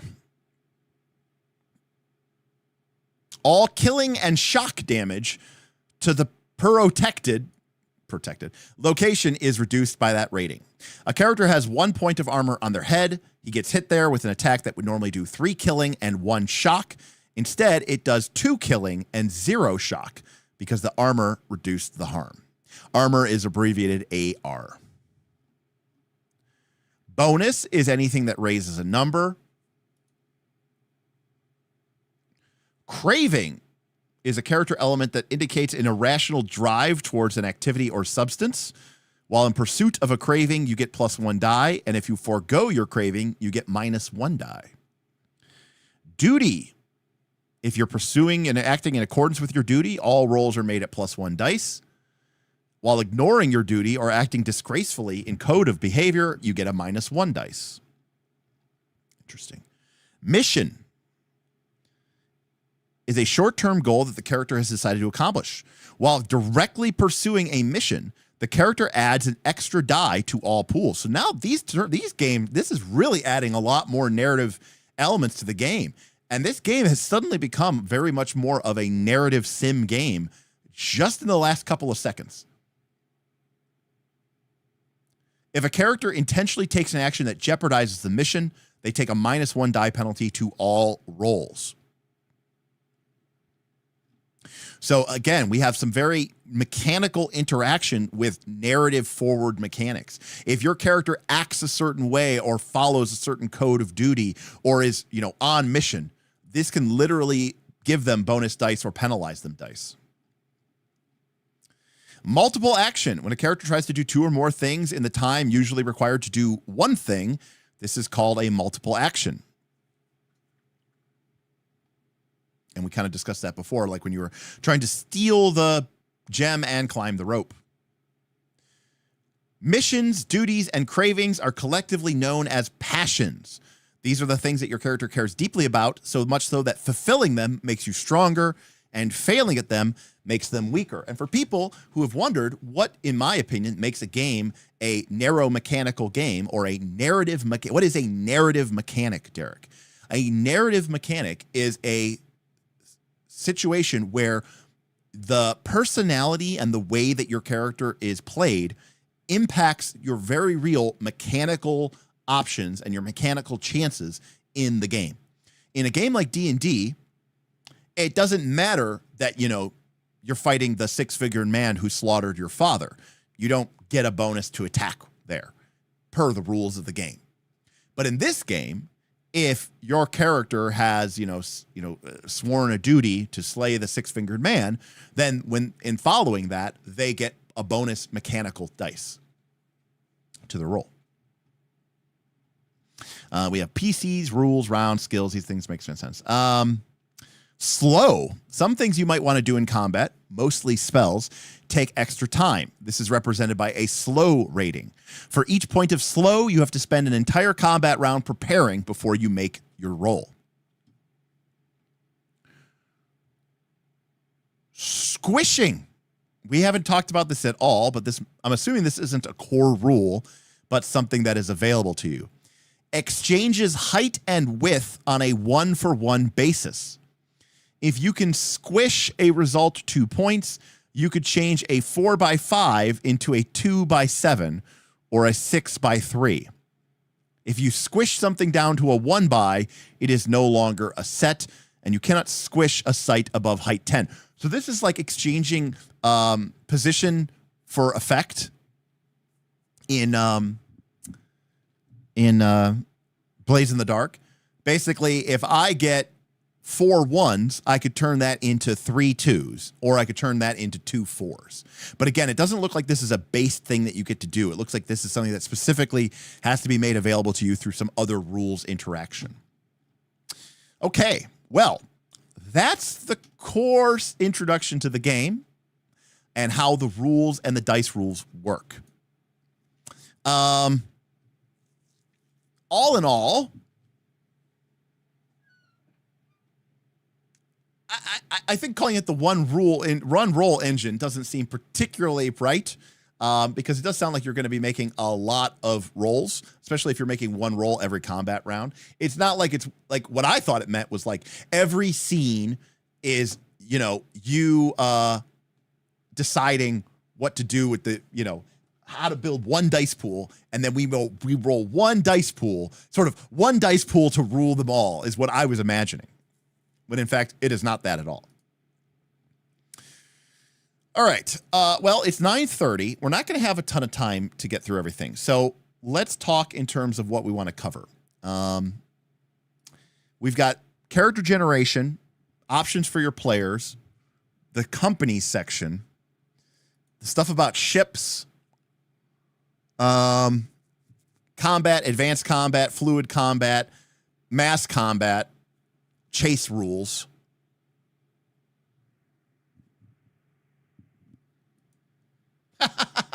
Somebody said that's a picture of a guy who, Ken said that's a picture of a guy who just read the core rules. All right, so check companies for sure. So we'll just very briefly skim through creating a character, and we'll get to it.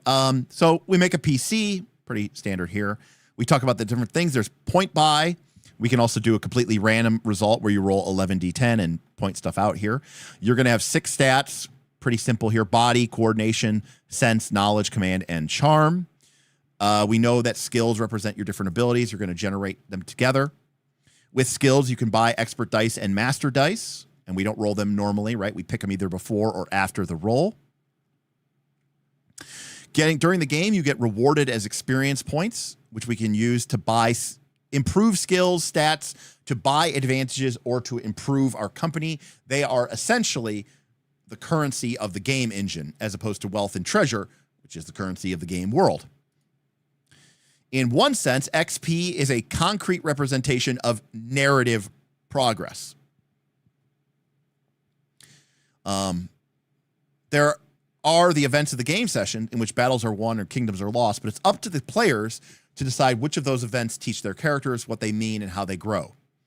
If your character spent several sessions at court plying their wiles to get a trade agreement passed in preparation for a diabolical betrayal he intends later, it is perfectly fine to raise your sword skill with that session's XP, even though they never held a weapon during any of that action.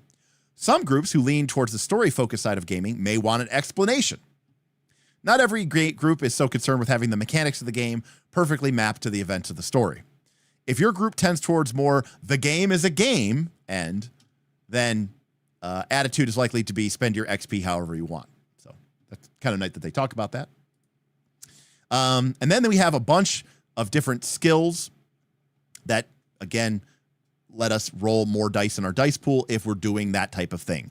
Athletics, endurance, fighting, parrying, etc., etc. Lots of description of what these things do. There's also noted that certain skills will give you will generate starting possessions for you. If you have the climb skill, for example, you are expected that you'll start with a coil of rope. If you have a riding skill, that you'll probably start with a saddle and a horse of no particular worth, etc., etc., etc. Lots of skills. Good chunk of skills. Looks like there's about 7, maybe like 5 to 7 per stat. 6 stats, so somewhere around 30 plus skills.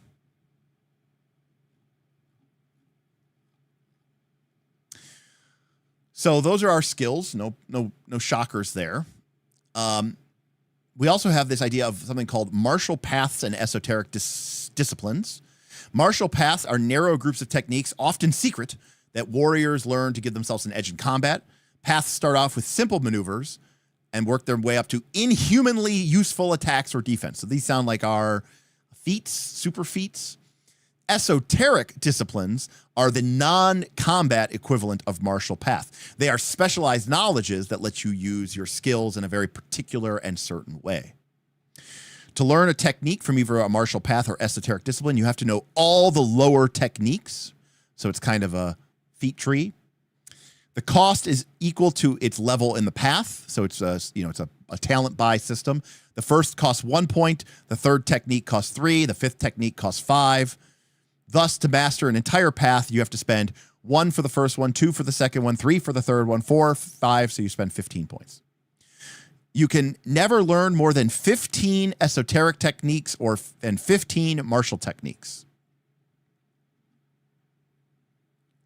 Money. Money should not be that important in fantasy games. Okay, that's a hot take. I realize this statement shocks and confounds many readers, but there it is. While poverty is often a motivating force for fantasy heroes, handling and managing your cash are not heroic actions. Do you want to spend your precious gaming moments tracking nickels and dimes or gloriously conquering your neighbors? So this game uses a wealth system, which is an abstracted wealth system. Wealth goes from 0 to 10, with mechanics on page 72.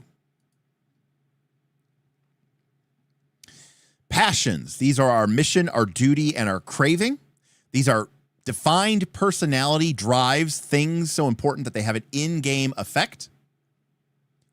Sudden shift in tone to start complaining about having fun wrong. It was very much the sort of the voice of the author suddenly stomping in, for sure.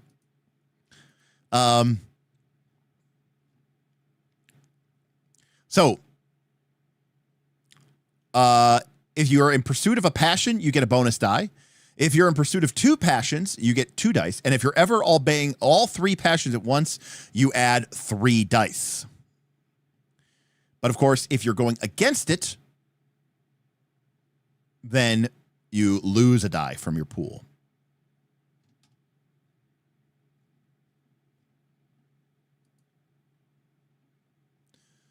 The GM may opt not to use passions. That's fine. The rules are equally balanced with or without them. So basically saying, if you're the type of people who get really uncomfortable with this kind of narrow narrative mechanical thing, well, remember, King Hodop, if you're going against your duty or against your mission or against your craving, you also lose a die. So it's as likely to help you as not help you. Advantages are things which benefit your character but don't really fit anywhere else. They have a point cost, you pay it, and you acquire them. You can acquire these during play, but only if the GM feels like it is reasonable. If you make it very clear to your GM that you'd like to buy an advantage after play begins, the GM may decide to allow it or not. So these are very much like feats in that respect. Problems harm or inconvenience your character because they make trouble. They don't cost points. Instead, they earn you experience points. Anytime your problem affects play, you get an extra XP at the end of the session. Note that you can never get more than 1 XP per session from problems, no matter how many problems you take. And you can never have more than 3 problems. So then we get into the different methods. We can do a point buy, or we could do random rolls to generate our random starting stats and skills and all that other stuff. We're not going to get too much into the details of that.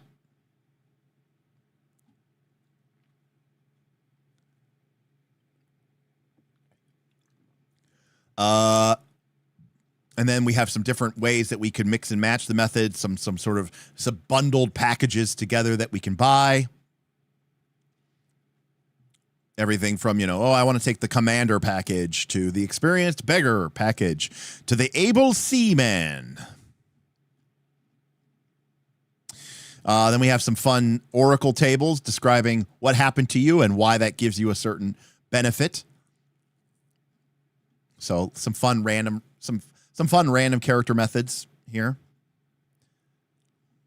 which determine your starting skills and determine your starting feats and advantages, which is kind of cool. So here's an example of a character that was randomly rolled. Put together a story from that. I like character generators like this, so I think that's really cool.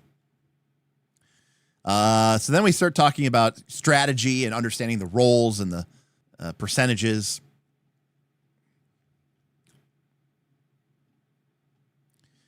What's better, expert or master? Basically, the game has to explain to you how the math of this game works because quite frankly, it is very difficult and not intuitive to understand. Is it better to have a lot of skills or just a few skills that you're really, really good at? So that's chapter 2. Chapter 3 is the player's chapter. And again, this gets into extreme detail about every single skill.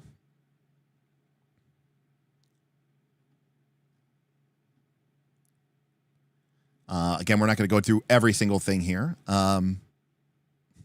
Dodge. This beloved skill of avoiding damage is thoroughly covered in the combat chapter on page 116. The most prominent mechanical difference between this and parry is that you can dodge without touching the incoming weapon, but you can't protect anyone but yourself when using dodge. Make sense?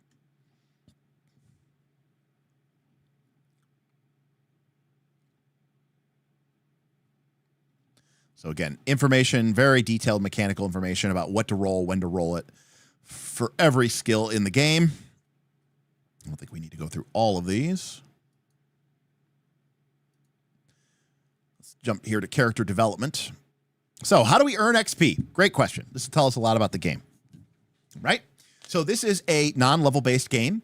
It is a XP acquisition game, and then you spend XP to improve your character.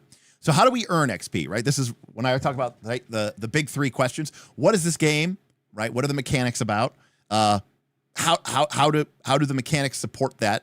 And then how does the game reward us? How do we earn XP? How do we advance our characters? Do those things all tie into each other? Okay? Earning XP. XP are, in a sense, your bribe for playing the game. I've never heard that before, and I fucking love it. That's a great way to describe it. And it's funny that it phrases it like that, and it's funny that I like that, because I think some people get insulted, or they feel dirty, or they feel uneased when they think about the fact that XP is a bribe for playing the game. And I think there's this idea of people who are almost like, how dare you? You know, like, I would play this game for nothing. I don't need to be bribed to play the game. You know, I think it's this idea that, you know, the game should have its own inherent quality and its own inherent worth, right? It's like the difference between like a job and volunteering, right? Anyways, that's a great way to put it. It's a bribe for playing the game. Accordingly, your GM may opt to give you an XP for anything that makes the game more fun. Case in point, way back in the day, I'm talking like, you know, 2000, 99, 2000, 2001, I used to have a standing bonus that if you brought, you know, chips and pop to the game session, you got bonus experience points. And then if you helped me clean up at the end of the night, all the, you know, empty pizza boxes and, you know, cups and bottles and all that other stuff, I used to give you bonus experience points as well. And most of my friends didn't really care. They just wanted to go home. But I had one buddy who always helped me out. My buddy Rich, he's in chat sometimes as SC Voldo.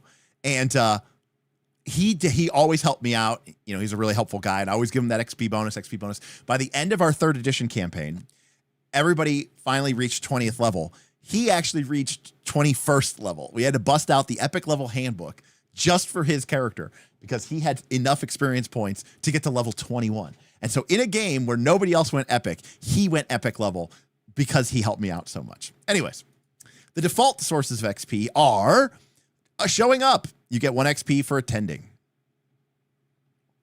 Thespianism. If you play your character so engagingly, so wittingly, so convincingly that your GM or fellow players are tempted to burst into spontaneous applause, you get another XP. Okay. Out of character enhancement. Maybe you're too shy to emote up a storm like Meryl Streep and Jack Nicholson having a scene-chewing contest. That's fine. If you're artistically inclined, if you draw dramatic or humorous images of your character's events, maybe you like to write and you keep a journal or an out-of-character chronicle, or maybe you just bring pizza and a six-pack. Anything along these lines deserves an XP award. Cool. Problems. If one of your self-inflicted problems comes up during the session, you get 1 XP. No more, no less. Dramatic plot alteration. Any session in which a really dramatic, climatic plot event occurs is worth an extra XP if it was the PC who spurred this event on. This could kick in when you finally overcome a hated foe or when you conclude some lengthy plot episode. Alternatively, you could get this for dropping the hammer on your own feet.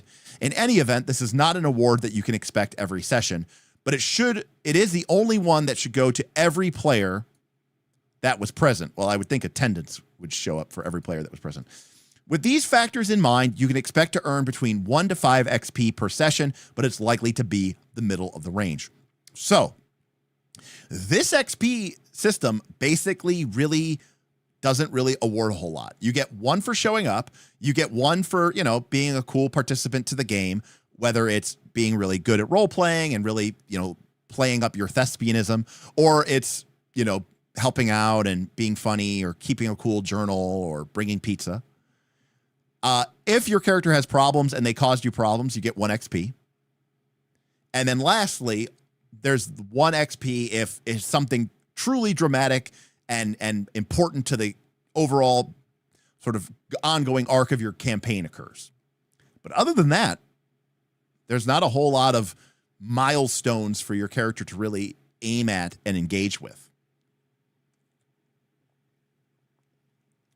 Which is interesting. I don't know.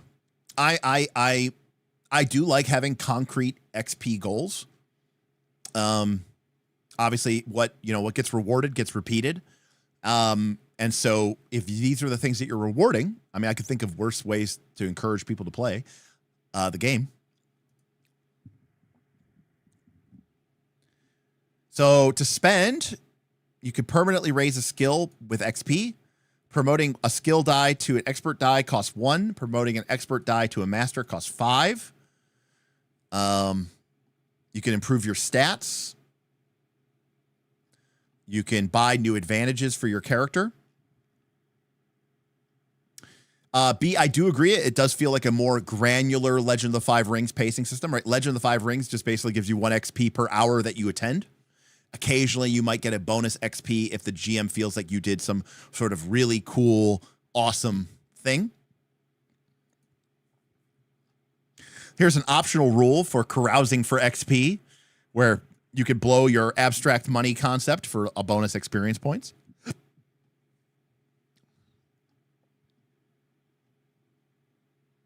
There's an optional rule for burning your XP to get some sort of in-game effect.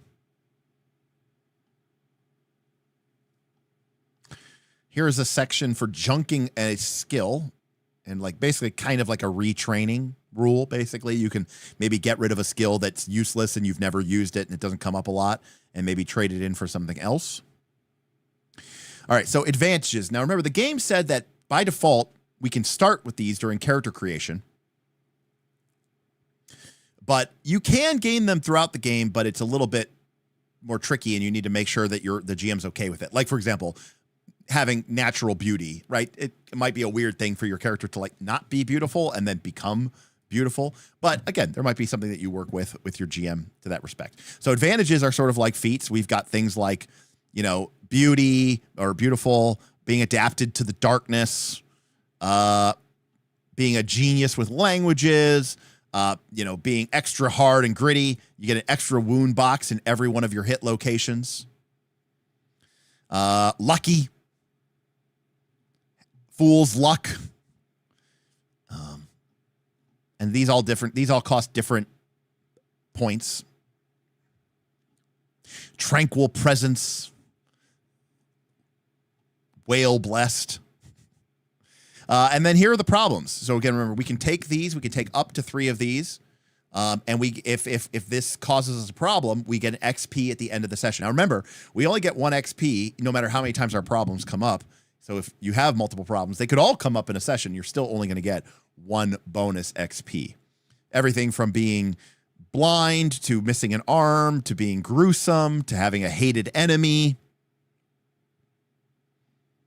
Missing a hand, missing an eye, missing a leg, being unwholesome. And then we have our esoteric disciplines. Skills determine how well you do most actions. Climb a wall, make small talks, dodge a blow. There are some actions, however, that most people cannot even begin to attempt because they don't know how. These are the esoteric disciplines. So these are like our special skill moves. And again, these cost points to acquire. Things like scholarly insight. Sometimes the flashes of intuition among the sages are so oblique and obscure that the sages themselves don't understand their understanding. Not that they let on. Once per session, you can roll the lore skill. If the roll succeeds, the GM gives you some form of clue, hint, or advice in order to advance the plot or your character's fortunes. And then, so this is all part of that path, right? We talked about this before. This is called Ardent Scholarship. So you need to acquire false scholarship first for 1 point, then intellectual diversion for 2, then structure of curiosity for 3, then scholarly insight for 4, and general specialist for 5. So if we get all the way to the final value of this esoteric discipline, once per session, we can substitute lore for any skill, as long as we can come up with some justification for why our obscure knowledge allows a bedridden old scholar to suddenly apply their lore dice to swinging a battle axe or climbing a tree, right? So it's a classic skill substitution type skill, but it's, usable for anything. And that's what you get if you master that out. So these are kind of like skill feats. They're probably better because skill feats kind of suck in Path Turner 2.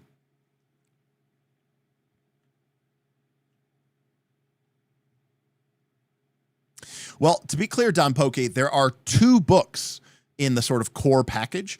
There is Reign Rules, and then there is Reign the Setting.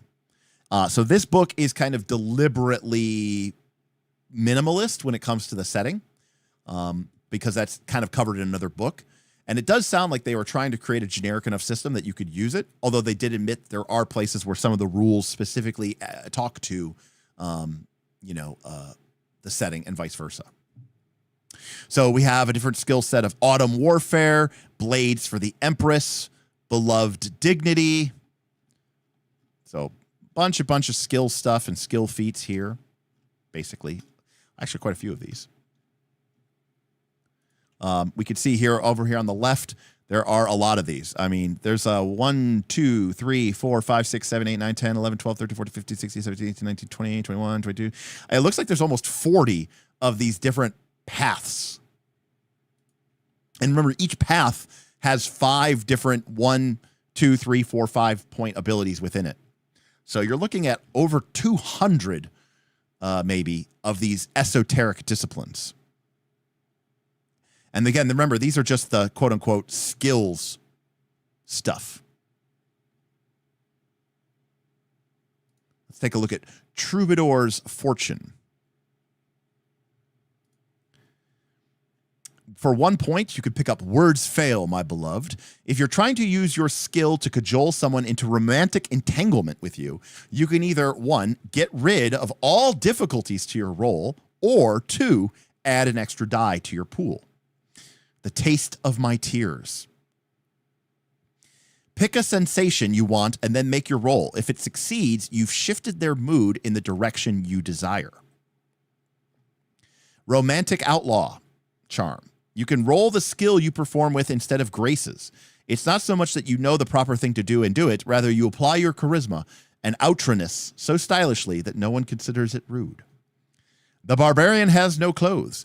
Even if you fail at a perform roll, you do it with such blithe confidence and aplomb that people generally behave as if you succeeded. Your apparent failure is interpreted as a clever mockery of failure. Okay.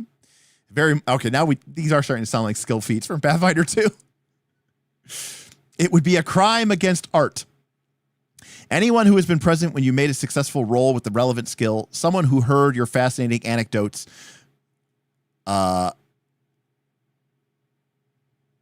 forgives you 1 gross breach of trust. 1.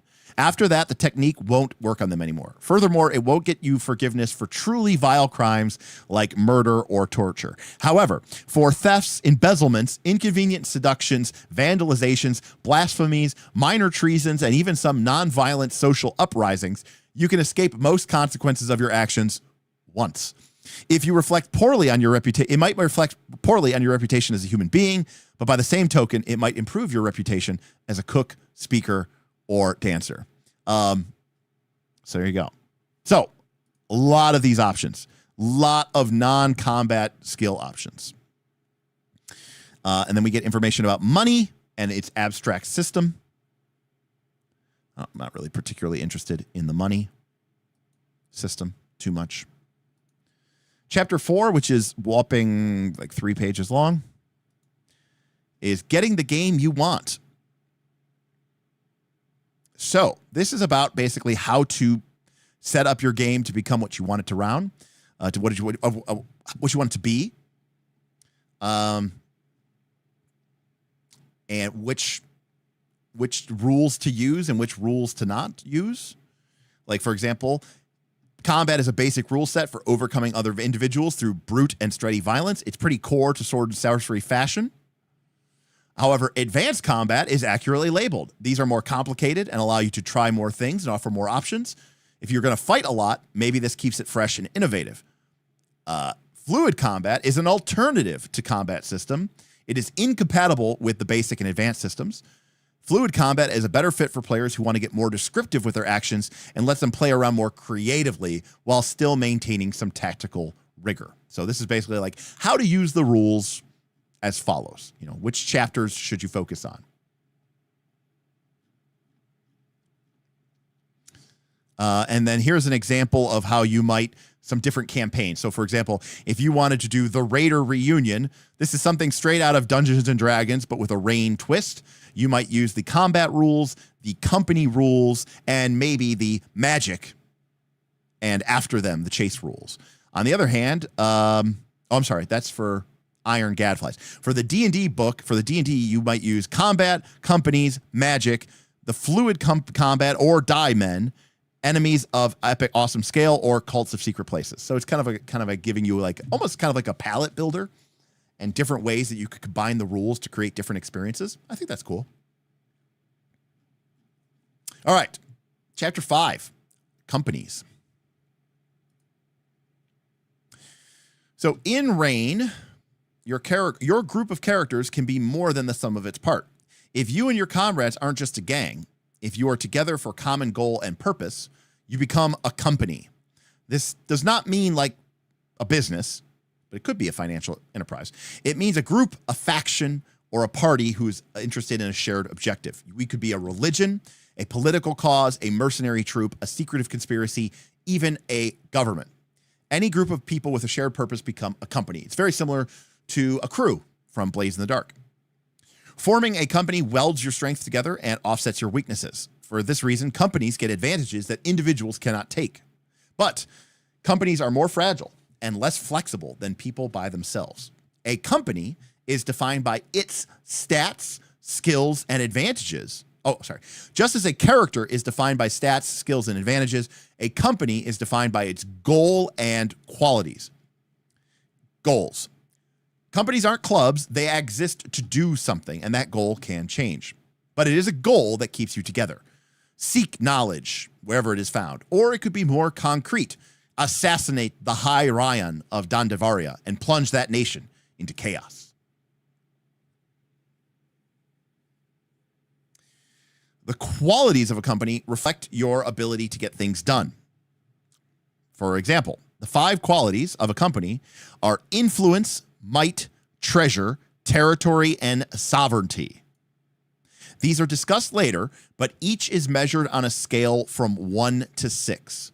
So, our company can have influence, might, treasure, territory, and sovereignty.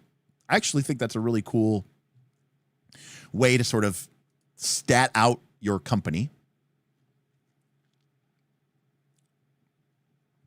Qualities are abstract because there are so many elements that determine the wealth of a nation or the value of its lands. Keeping track of all of them would be extremely tedious, contradicting this game's goal of being incredibly fun. Shots fired, I guess, at games where you actually have to track this stuff. Instead of tracking exactly how many battle sorcerers and infantry and light cavalry the army contains, it's much simpler to track a single digit and be done with it. This all boils down to a might rating.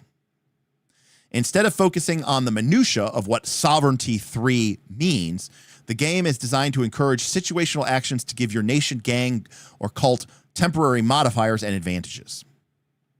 Number go up. Exactly.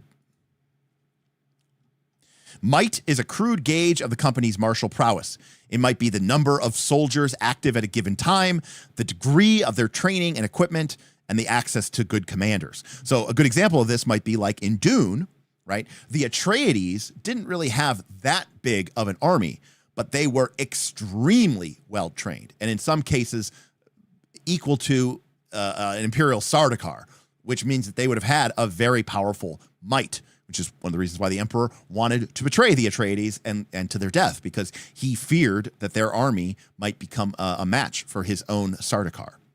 Alternatively, it could mean that you just have like the Zerg and you just have, millions of people. It's pretty cool.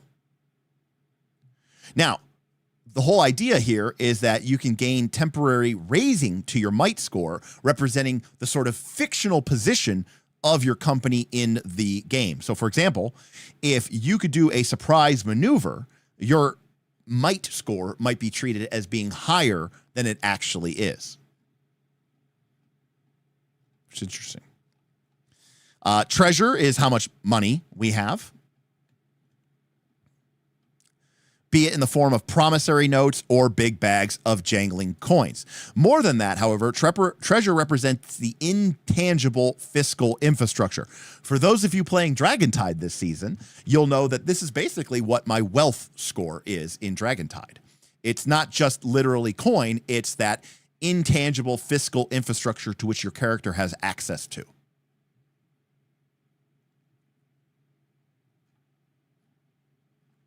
Influence, which is actually one of the 4 resources for Dragontide this year, is how much sway that you have over other groups. Territory is more than just acreage. It means population. It means the strength and relative fertility of that land. It means how many mills and workshops and cattle. So it's not just a measure of size, it's also a measure of the quality of the lands and territory that you have access to. I could totally see where you could just steal this system, this Chapter 5 companies, and bolt it on to a lot of other systems and really make good use of it. And lastly, sovereignty. Perhaps the least tangible quality, sovereignty indicates your society's inner strength. It measures how loyal the people are to the company, its leaders, and more, their dedication to one another. It essentially measures their identity as followers of the Spider King, or students of the Path of Twin Fury, or vassals to the Autumn Host. Companies with high sovereignty can expect voluntary aid from even its lowliest of followers, acting not on hope of reward, but out of pride or civic duty. Exactly, B. It's the patriotism stat. So that's pretty cool. So that's...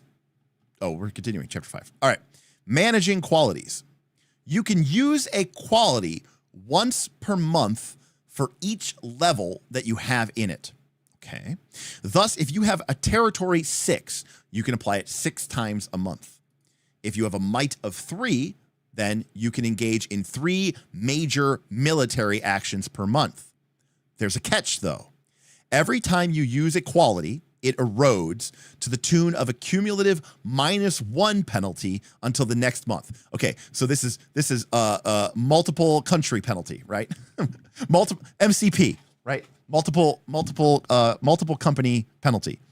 The first military action that your Might 5 War Machine takes in a month is going to be more effective than the 4th. Well, it looks like it only erodes as a resource on that month. So basically, if your might is 3, you could take a might 3 action, then you could take a might 2 action, and then you could take a might 1 action.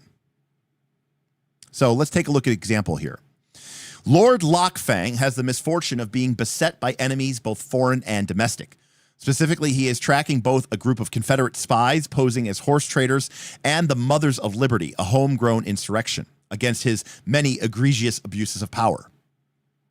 Heavily invested in the covert arts, Lockfang's company has Influence 4, Territory 2, and Sovereignty 2. More concerned with the Mothers of Liberty, his first influence action for the month is to try and find them with an Influence plus Sovereignty roll, which is 6 dice. He fails. He now has a -1 penalty to both influence and sovereignty. He tries again at 4 dice, and this time he makes it. Good for him.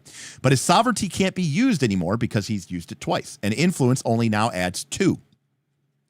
He can combine influence with territory to try to seek the Confederate spies with a 4 dice. He fails, and each quality gets another 1 dice penalty. If he wants to keep looking for them, he can roll 2 dice, or he can save his remaining territory use in case someone attacks him. Similarly, that last dreg of influence could be still applied to gather information. All right. You could split a quality if you need to do 2 things at once in wildly different areas. This is mostly commonly used with might, where you have to send part of your troops to the mountain and parts to the seashore. You allocate part of the pool to one part and another part to another one, blah, blah, blah. I'm not really worried about that. All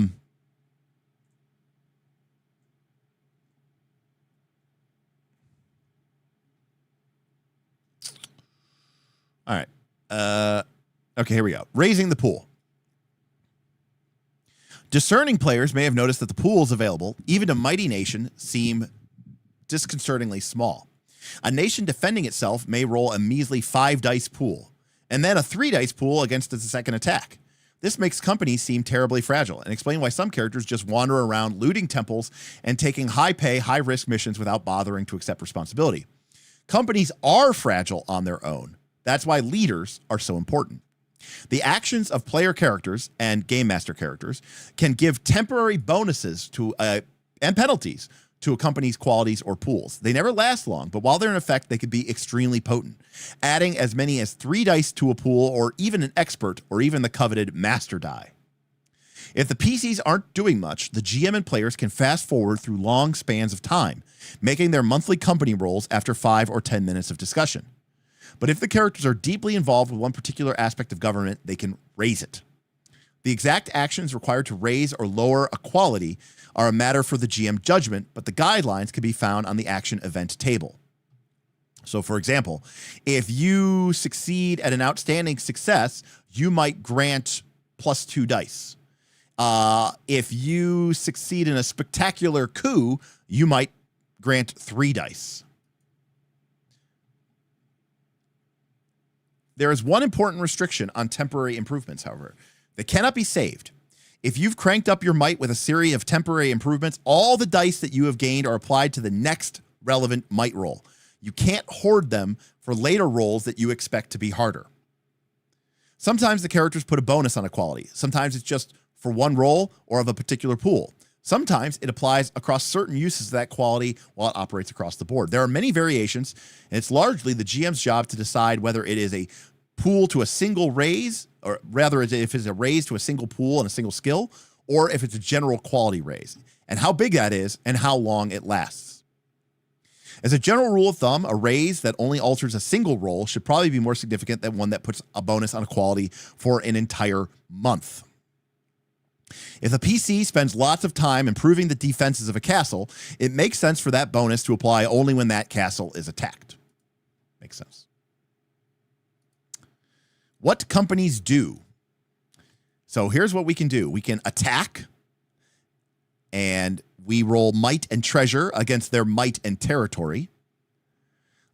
We can raid, we can annex, we can symbolically attack them. We can do a preemptive defense.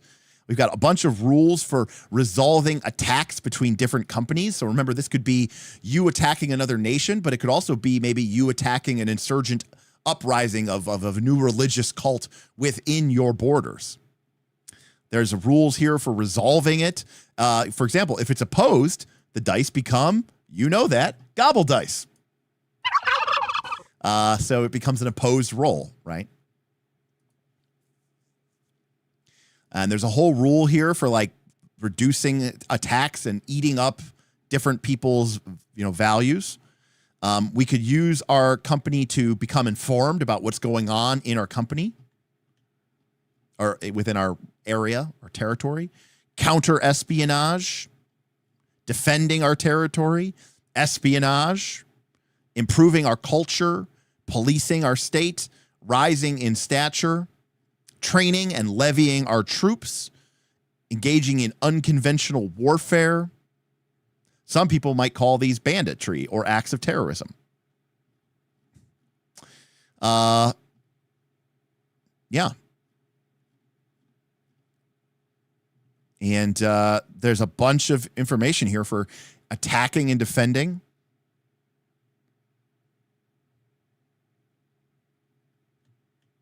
And, you know, it's a cool way to sort of like, you can define a territory or a company with just 5 stats.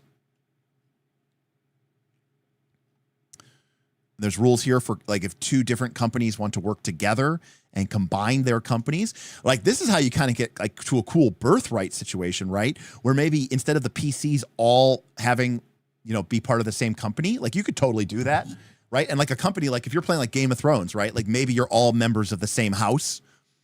You know, one of you might be the, you know, sort of the hand of the king, and another person might be, you know, something else.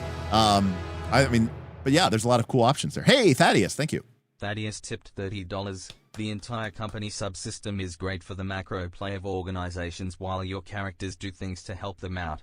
I can see why it's easily transferable. Yeah, absolutely. You know, I mean, obviously, you know, the exact pool system might need to be, you know, altered or changed a little bit, but I think you could get away with, you know, this system pretty easily, you know? Yeah, Thaddeus, I think this is a really good kind of, you know, very high level system. Like I said, where you could even have it where it's like, hey, the rogue has his thieves guild, the fighter has his mercenary company, the wizard has his wizard circle, and you could kind of each have your own little company, and you sort of operate together as people. But you know, maybe it's, I don't want to say it's PvP, but maybe like the characters sometimes butt against each other a little bit rather than you all being members of the same company. You could each have your own company and use the rules about, you know, joining your company's strength while still sort of, you know, it's like you ever play a co-op game where you're trying to beat the game together, but there's still an individual winner. Some people don't like those kind of games where it's like, yeah, we all win or we all lose, but one of us is the number one winner. B, I love the idea of using that for domain management in Legend of the Five Rings. And in fact, to my knowledge, B, there is absolutely no stats in the 5th edition of Legend of the Five Rings for domain management. There may have been in the previous 1st through 4th editions, which wouldn't even surprise me because, you know, those were written and influenced by John Wick, you know. Don Pokey can imagine ripping this out and swapping this for Ars Magica's abstractions for a little bit more gamey interactions than the simulation of absurdity that game would assume. Yeah. So this is pretty cool. There's rules in here for, you know, because again, this is like how you combine companies and like you might work together, but they also have rules in here for hostile mergers, you know, like if you want to like take them over, you know, invade them and add their people and add their wealth and resources and territory to your own, right? Optimized combination. Most players can skip this section. It's deep nerd stuff about squeezing every last bit of advantage from combinations. And most groups, I reckon, are just going to slap companies together and then go do more heroic deeds. Oh, that's pretty funny. So yeah, like a little bit more behind the scenes stuff if you really want to get super fiddly with it, I guess.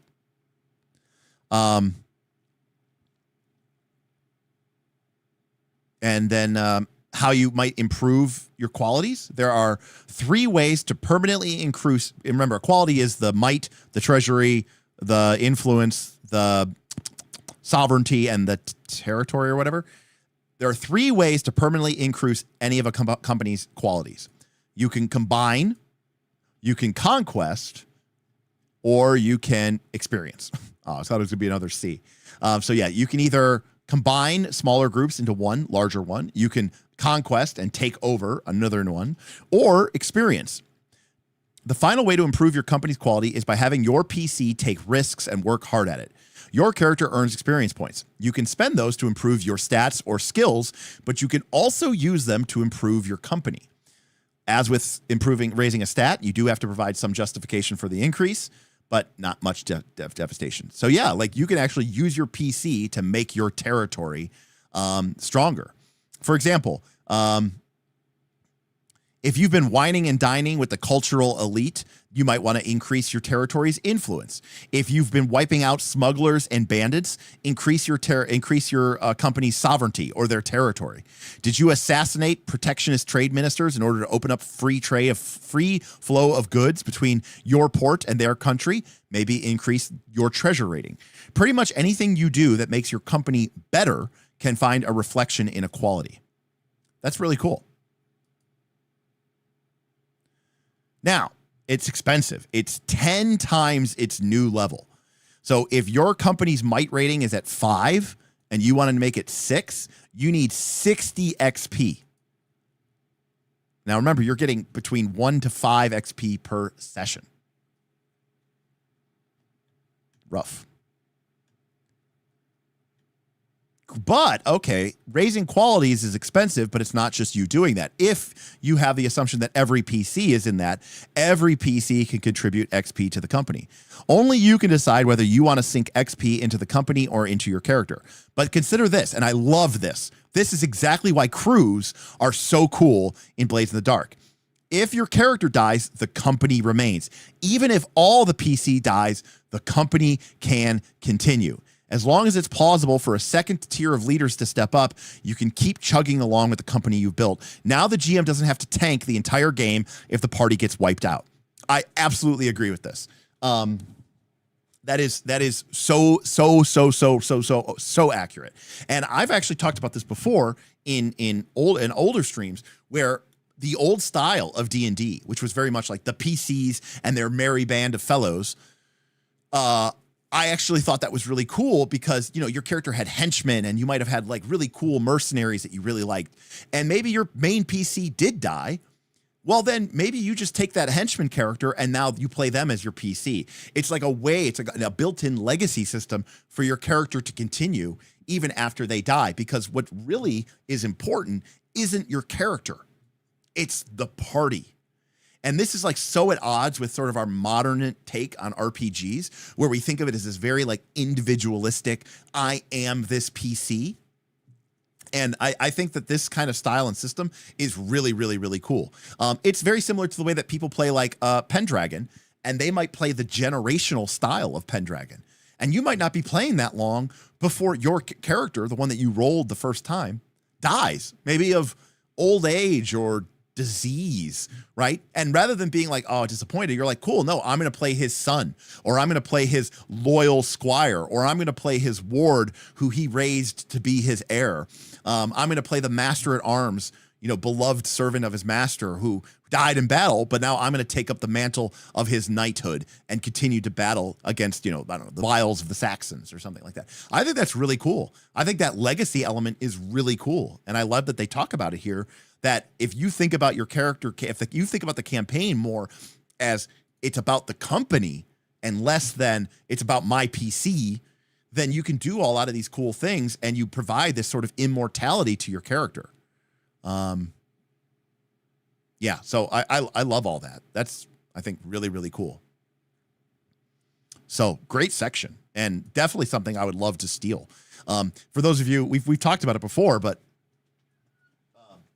you know, this game, which is based off of A Song of Ice and Fire, which has now been, they lost the license to produce for Sword of Ice and Fire, and now it, I mean, this came out in 2009, so this came out even before I think before the HBO show. They probably would have called it Game of Thrones. Anyways, now it's called the Sword Chronicles system.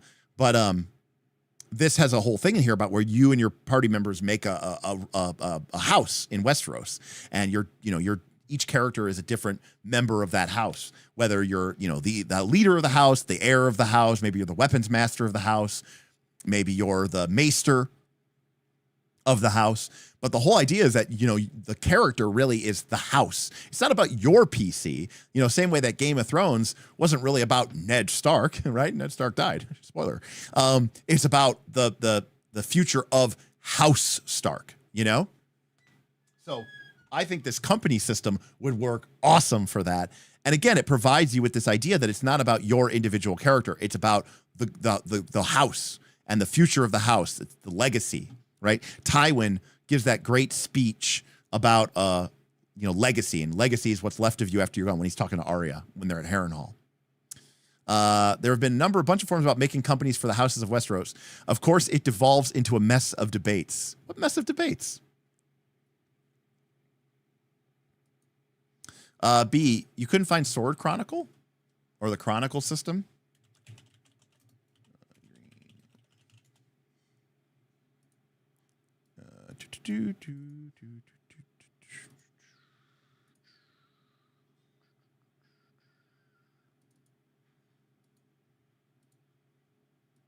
That is it.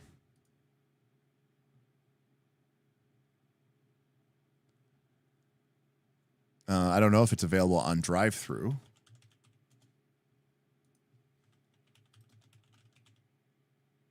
Yep. Remember, if you do buy anything on drive-through RPG, we have a link in our description below. Use that link, or if you're a member of our Patreon, we have it in our FAQ.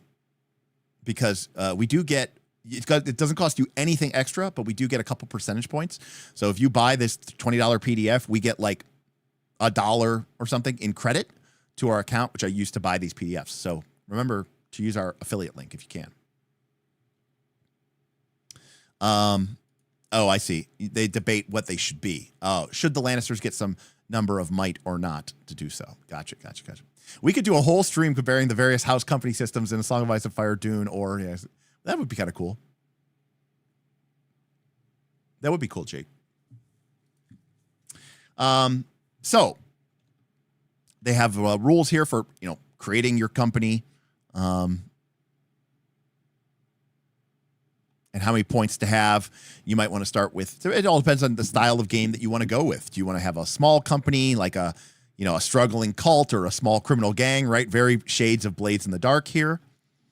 Up to a medium company where you're a wealthy family or an entire conspiracy, an entire cult. Up to an entire nation or a well-funded uprising. Now, just like individual PCs have those advantages, this is literally what they're called in the Dune game. They're called assets.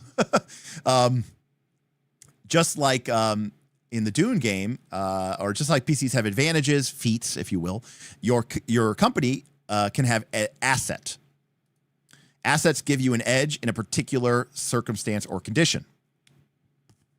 Things like having a mole in another organization, or having eloquent diplomats, or having an entangling alliance. And these ones are all affecting your influence. Sinister operatives, epic history. Might assets might be that you have irregular forces, sort of like, if you think about, we're talking about Game of Ice. So we're talking about Song of Ice and Fire, right? The Cranogmen, right? Was it the Cranogmen? The Cranogmen, right? Of House Reed, right? The people who live in the neck, right? It's like, for House Stark, they have this very weird troop, right? It's very irregular forces. You have a great navy, right? If we're talking about House Greyjoy. So very cool there. Territory assets, having, great smiths, foundries, and armorers, having great sovereignty assets. So I love the idea of assets. Like, this is just a small list. As a GM, you could just come up with a million, bajillion, trillion things, right? Like, think about this, going back to Song of Ice and Fire. If you think about House Aaron, right? That's the people, in the Vale. They have the defensible terrain asset, something in your land is a really pain in the ass for enemies to cross. It could be mountains, a raging river, right? They have the Mountains of the Moon, and they have the Bloody Gate, and thus you get a +2 bonus when you have to defend your lands, right? As long as they come through that defensible area. So this is extremely customizable, and between might, territory, treasure, influence, and sovereignty, I mean, you could pretty much come up with anything and come up with a really cool and simple way. And now I'm like really tempted to steal this system and figure out some way to put this into like, I don't know, Dragon Tide or Dagger Reaches. I think this is a really cool system. And I've seen a lot of these systems. I've seen them. I mean, obviously this is an older system and some of the newer systems are probably based off of this, but I think this is really, really cool.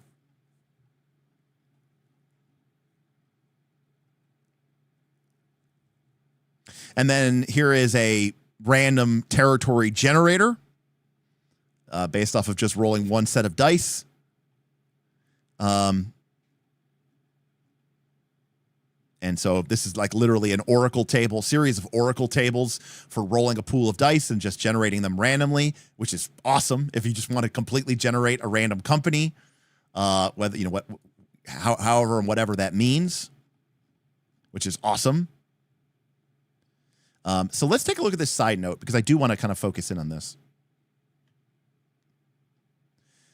I mean, to be fair, there are a lot of people who say that they buy like the without number books, like Stars Without Number and the Worlds Without Number books, not because of Kevin Crawford's RPG system, but just because of his oracle tables and his random generators. And a lot of people, myself included, have actually never played Stars Without Number or never played Worlds Without Number, but I've definitely used those oracle tables. Reign is different from a lot of games because it resolves on two levels. The PCs as individuals can massacre their enemies, get a load of bonus dice on an upcoming company roll, and still whiff. Alternatively, they can get beaten up and humiliated only to have their company carry the day for them. This disconnect isn't common. More often, PC's successes give critical dice to company rolls, and PC failures leave the company with slim odds. But it's important to understand how these levels interact if you want to understand the outcomes to pull together instead of working against one another at cross purpose. One useful technique is to alternate between levels. Play a few sessions on the individual PC level, and then start the next session with a modified company roll. Then do a few months of company actions for the rest of that session, ending, perhaps, with a plan for the PCs to set out on a new mission. As a bonus, this method lets the PCs make a ton of vigor rolls between risks. I guess that means to recover. Another way to use the rules together is to use the company's rolls as a session climax. A highly structured game could have every session as 1 month. The PCs do what they can in that time, make their decisions, and at the end, they make one modified company roll. Because company pools are usually lower, this makes the outcome far more uncertain. If your group finds that exciting, then you've hit goals. A third way privileges the individual PCs and treats the company as a tool for their own end. Some groups prefer bouts of gory combat and like to gloss over political machinations. Don't be surprised if your PCs pursue higher mercenary goals. Now, the reason why this is interesting is because I ran a 4th edition campaign that was actually based off of one of Kevin Crawford's earlier works that was called, I think it was called Crimson Tide. Anyways, it was a domain management system. And I applied it to our 4th edition campaign. And the name of that 4th edition campaign was Northern Reaches. That's right. Northern Reaches was originally a 4th edition campaign that I ran for my players many, many years ago. But it had a domain management system on top of it. And it was, at the same time. So the players founded a company. It wasn't called a company, but they founded a company called the Gray Cloaks, which for some odd reason became known as the Dick Cloaks. Now, I don't know if George is in chat still, but George can maybe tell you why they were called the Dick Cloaks or why they referred to themselves as the Dick Cloaks. I don't remember how that happened, but they were called the Gray Cloaks.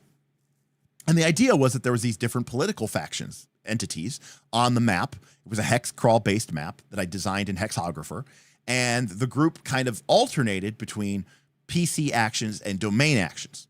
Now, one of the mistakes that I made was that I allowed the PCs to be too powerful in the mass combat mini game, which meant that most of the PCs, instead of getting like units of troops, just focused on becoming, as they said it, Super Muso mode, so that they could go all, quote, Dynasty Warriors 3 on the enemies. And instead of it being like mass armies fighting and big unit of battles, it was like one PC going super Muso mode and carving their way through dozens of infantry regiments. Okay, mistake on my part. But it was still a lot of fun, and a lot of now I didn't know that this game existed back then, but a lot of the stuff that we did in that campaign, I can tell you, worked, I think, really well. And a lot of the techniques that they're talking about here, I kind of sort of stumbled upon, and I thought it actually worked really well. So very cool. Very interesting on that sidebar. So again, this is all more for the random generation of companies. And then we get into combat and advanced combat and fluid combat and mass combat and chase system and magic and boats. Now, I'm not going to lie. I'm going to skip combat, and I'm going to skip mass combat, and I'm going to skip the chase rules, and I'm going to skip the magic rules. And the last thing that we're going to finish before we call it a night is going to be the boat rules. So we're going to hit the boats because I fucking love boats. I don't know why boats are in this game. Maybe Greg Stolze, like me, likes a good boat. I love it. All right. Work for Your Lives is meant to put all the strategy and danger of a combat encounter into the dangerous work of navigation. Fuck yeah. That's right. I love it. Instead of being personal melee, though, it's captain and crew against an uncaring force of nature that's all the more deadly for its mindlessness. The storm wreaks havoc and damage on the ship in various places. PCs can attempt to lessen this damage or its impact. The sailors are a resource themselves. One captain may callously spend lives to preserve mast and hull, while another soft-hearted skipper gambles with the whole ship in order to conserve the crew. Your ship. This is represented by a group of hit locations, just like PCs are in Rain. Instead of wound boxes, we have structure boxes. When a location runs out of structure, it becomes worthless. Any further damage to that location goes to the next location up. So if this is like a battle tech, right? Right? Like if the arm is destroyed, I think the damage flows. There's like the damage flow chart. Or what else is also like that? War Machine is like that. There's a damage flow system. Thus, if your stern has been torn off, the damage now starts going into the aft hull. Location. The different locations on the ship fulfill different functions. Losing them creates different problems. Some are more resilient than others. These are the 10 locations where your ship can be damaged. Location 1, the mast. This starts with 3 structure boxes. Once your mast goes out, you barely move. Number 2 is the sails and the rigging. Number 3 is the deck stores. Number 4 is the forecastle. Number 5 is the starboard deck. Number 6 is the port deck. Number 7 is the stern. Number 8 is the aft hull. Number 9 is the forward hull. And level 10 is the hull amidships. So basically you've got 4 aft and a mid, and you've got top, bottom. And then you also have the sails and the masts. Not all ships are created equal. To represent this, you can juggle structure boxes between locations or rename locations depending on the type of ship that it is, aka customizing your ships. So, for example, you might have a reinforced hull and might have more structure boxes there. Crew. Every crew member is represented by a token. The captain assigns them duty locations. Oh, I love this. This is so gamey and board gamey. I love it. Where they stay unless ordered to move by another officer or PC. The more sailors at a location, the more they can keep it safe. They provide a layer of protection to the structure through their frenzied and professional activities. In the rules, this protection is passive. A location does not take damage from the storm unless the width of the storm set meets or exceeds its number of sailors. However, bleed-through damage can affect areas. This means that a lost section becomes constantly peril. Sailors stationed at a location that loses all of its structure are swept overboard or crushed. But this is rare since they could be martyred. Anytime a structure box is going to fail, the captain can choose to have a sailor at that location die instead. The decision to work sailors to death has to be made and made clear during the declare phase.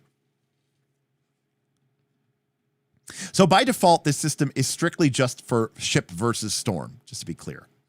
The storm, for all of its hell, is a simple model. Before the encounter begins, determine how big of a blow this is going to be, from an 8-die thunderstorm to a 15-die monsoon.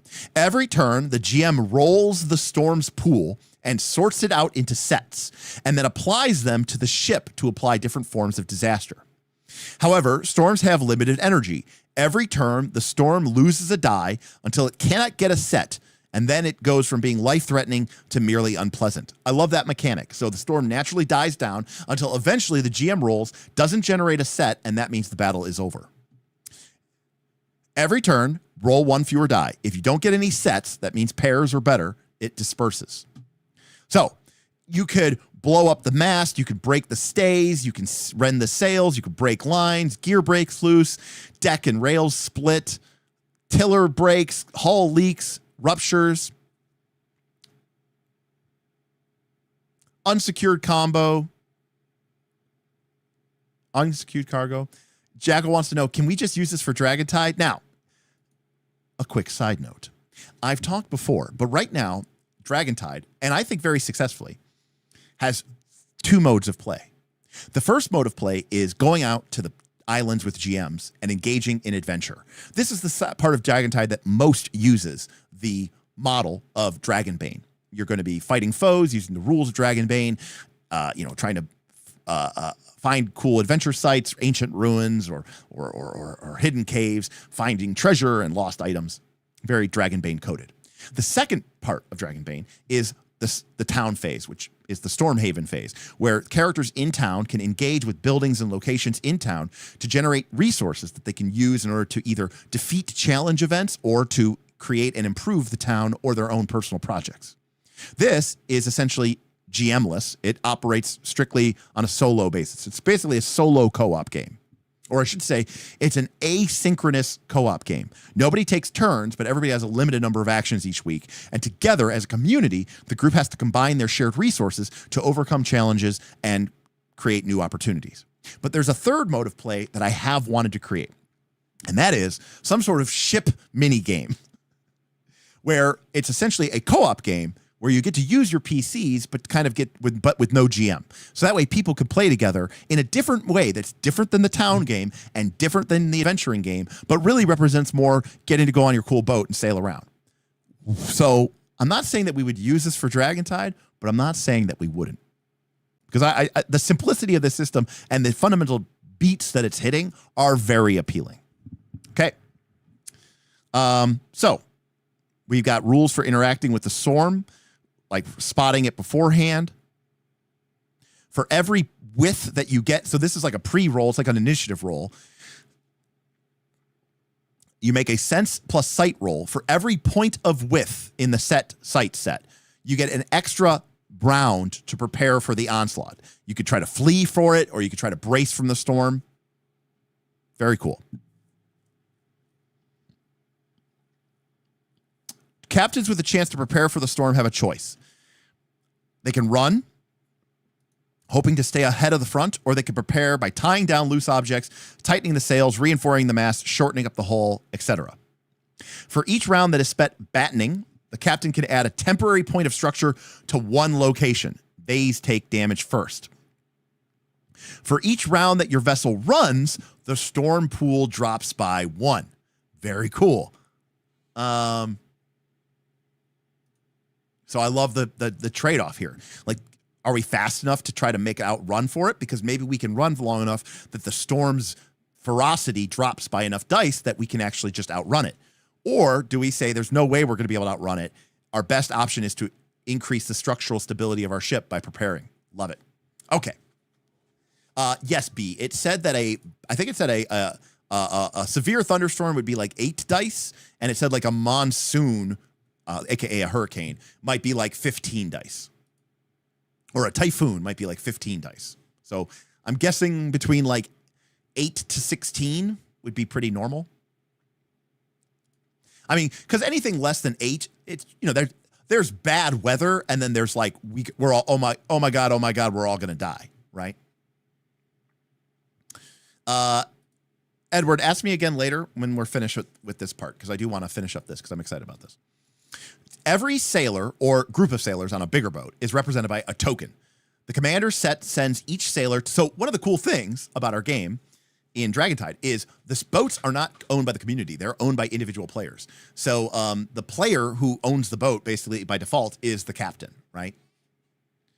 The commander sends each sailor to one location on the ship. Player characters get to assign themselves a block of locations. So PCs can actually be assigned to multiple locations, right? Because they're badasses, right? Either in the rigging, on the deck, or below decks. Got it. The captain is typically at location 7, but if a PC can roam around the topside taking care of business as long as there's someone at the helm. Technically, the person at the helm is the helmsman, and the helmsman is not the captain, but I suppose on a small enough boat, it can often be the same person. But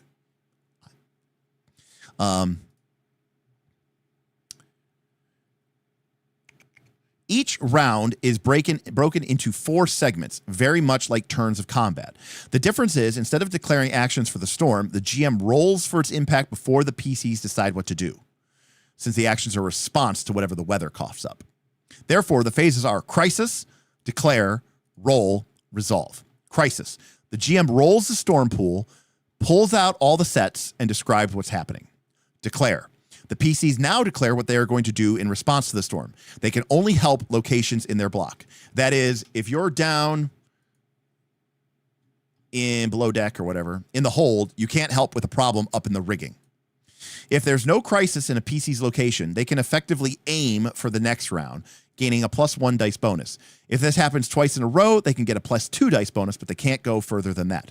Note that while sailors can't be assigned to locations with no structure boxes, PCs with those void locations in their blocks can still apply gobble dice when sets turn up that would damage them. Instead of rolling an action, a PC can instead go to an adjacent block of locations. So if you want to change locations, that's your action for the turn. The captain can also reassign sailors to different locations. So I love how like PCs are like mega tokens, and they can actually be essentially in 3 places at once, but the sailors have to be individually assigned. Then everyone who's been declared actions rolls their pools, and then we start resolving. All the sets the PC rolls become gobble dice. They can apply these to one peril in their block. If a PC wants to try and address 2 different problems, it becomes a multiple action. Storm set that gets gobbled away deal no damage. Sets whose width is lower than the number of sailors assigned to the location do no damage either. But sets that aren't stopped do their width in structural damage.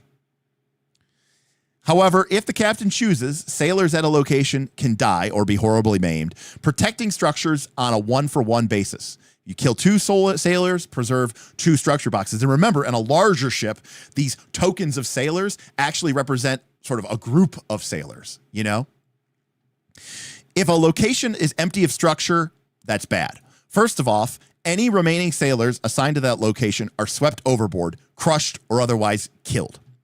PCs, that's cool. We don't just auto-kill PCs, right? We presume that they dramatically make it to another location. Additional hits on it bleed through to the next location. So if location 4 is empty and any other location 4 sets do damage to location 5. Even if the next location has 10 sailors on it, a with 2 set wipes out 2 structure boxes or kills 2 crew, right? So that difficulty rating doesn't apply anymore. That's pretty nasty. That's really nasty. There we go. Oh, come on, PDF. I know you can do it. So here's a massive example of play. I don't think we need to read it, but it's a very, very long lie. By the way, so you can see here that after 3 rounds, the storm's down to 6 dice, and the players watch breathlessly as the GM rolls a 1, 3, 4, 7, 8, 9. No sets. As if appeased by the sailor's blood, the storm calms, the rain drizzles, and the waves lose their frosty caps. You can see a little blue sky ahead. So I love the idea that the players don't know how long the storm is going to last. They know that each round, right, you're losing 1 die. But that doesn't mean that it's right. You could roll a more nasty pool in the next round or 2 rounds from now than you just rolled this round. You'll have less dice, so it's less likely, but it could happen. But there's also this chance of, like, you never know. The storm could just break up. The GM might not roll any sets, and the storm just sort of dissipates. That is so fun. And it is very much like a mini defense. It's very much like a Plants vs. Zombies. It's kind of got like a defense game. And it's funny that you mentioned that, Zen Bullet, because that's exactly kind of what I was thinking about as well, as doing sort of a Plants vs. Zombies kind of, tower defense game kind of concept. What a cool system. And very, very, very, I think this is very usable in a variety of situations. Now, this is, we got information about fixing. I'm not going to get into that, but clearly there's rules for fixing your ship. In Dragon Tide, it would be back at town. Now, I do love this bit of advice. There's a section on sinking. Also, don't throw a storm at your characters if you're not ready for the damn boat to sink.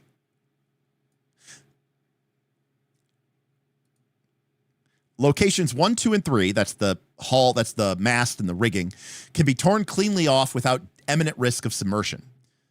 It leaves you at the mercy of the tides, but you won't sink.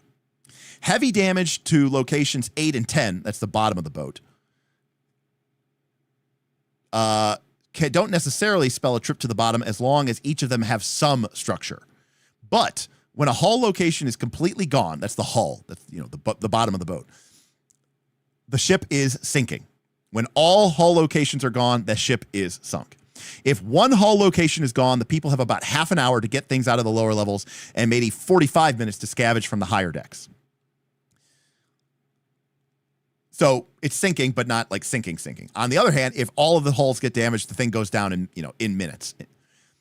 Is it dramatic to have your whole party go down to a watery grave? In some circumstances, yes, but in most, not really. So let them rush around, make scrutinized rolls to find water, food, water, ores, water, and that satchel of Devaran gold marks that the captain had hidden away somewhere.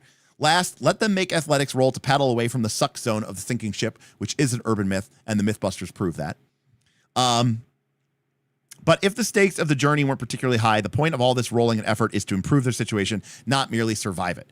With good enough rolls, they wind up on a beach, a bit worse for the wear, but still roguishly attractive, near some fresh water and interesting stuff. Oh, how did I miss that? It's not the suck zone.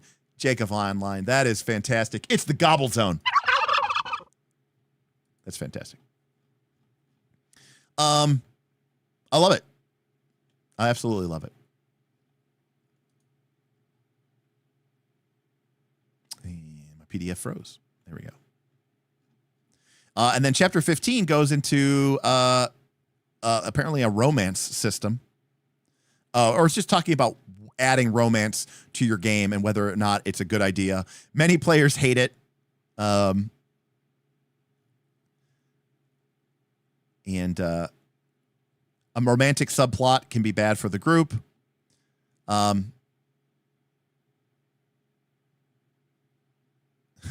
This is pretty fun here. Why might you not want to include this? It's because many players hate it. Gamers play to have fun. And if you're in one of those groups with really impenetrable psychological separation between players and characters, good for you. Not everyone is, and not everyone wants to be. Many players don't want their characters to pick flowers and write poetry and discuss their feelings because that's not what they signed up for. The only lust they're interested in is bloodlust, culminating with seizing a crown in an orgy of violence. Their characters might marry for political advantage, but as in real life, the marriage of convenience is likely to be trotted out only when the characters need to put on a show for companies. Sometimes playing through a romance scene, even a I'm gonna let you get down easy because I'm a rambling man and no good for you scenario, is uncomfortable between a PC and a GM, regardless of their genders. And you know what? This is totally fucking true. And you know how I know this is true? Because the number one game that has caused the most pearl clutching in this Discord's history, in the Knights of Last Call, our Discord has been around for over 4 years as a Patreon, is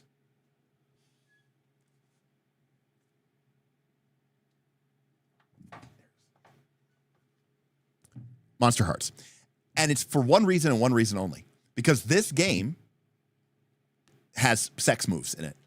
And and again, I'm not everybody has different levels of comfort, but it's really funny to me how many people will play games where they will brutally slaughter, dare I say, genocidally slaughter tribes of goblins and kobolds, and they will kill, tons of people, murder left and right. Oh, hey, we're playing a game of Blades in the Dark. Are we going to be assassins? Yeah, let's totally be assassins. What should we do? Well, they wanted us to take out this person, but we thought it would be a little bit obvious. So instead, we poisoned the wine at the entire tavern where we knew he was going to be. Sure, everybody else is going to die, but it's no problem as long as it covers our tracks. And everyone's like, yeah, cool. But then when this game talks about sex moves, people lose their shit. And they say, never in my game. And so it's really interesting. So yes, romance, both erotic and otherwise, is a very, very big, touchy subject for people, which makes sense. Especially like I said, between the GM and the player, and a lot of people make it very uncomfortable. All right, well, I'm not going to deal with that too much. That is, by the way, the last chapter of the book, and then we get into the appendices.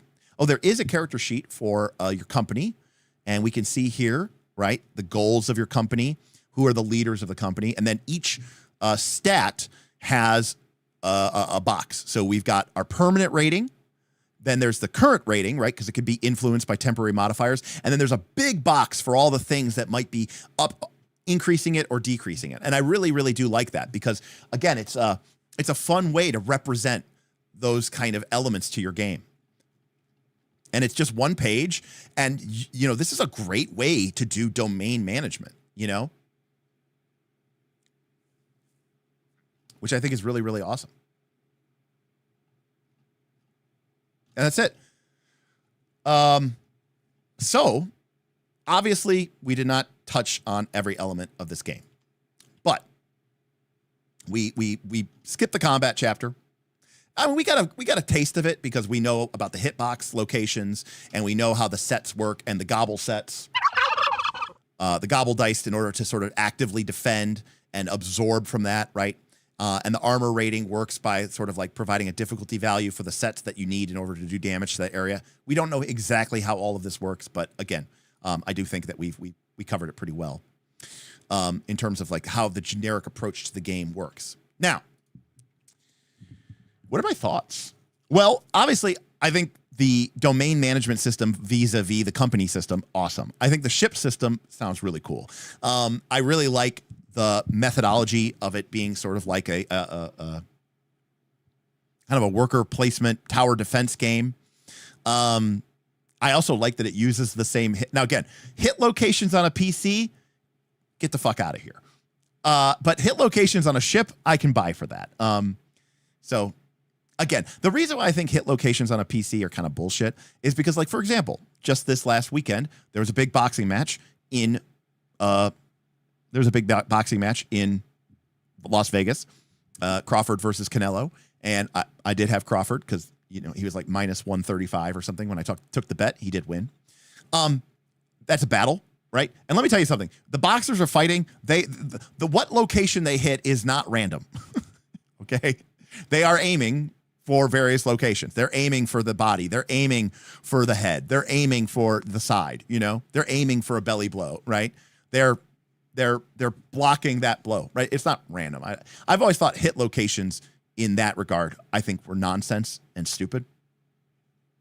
Because especially in this game where they talked about rolling a 10, the width of your set, but it's still kind of presuming that it's sort of offset, right, Boyko? Because you're still rolling it randomly and getting a lucky hit in. And I just don't. That's just not the way I see real fighters fighting. I mean, sure, I guess luck is a thing, but yeah. That is probably true. Pro boxers might have a master die in unarmed. Fair enough, Benjamin. But then in that case, any pro adventurer, anybody who even remotely considers themselves a swordsman or whatever should have a master die, I would suppose. Anyways. It is really, really cool, but I have no problem with hit locations in mechs or in ships. And it makes total sense that this game apparently has called shots. So yeah.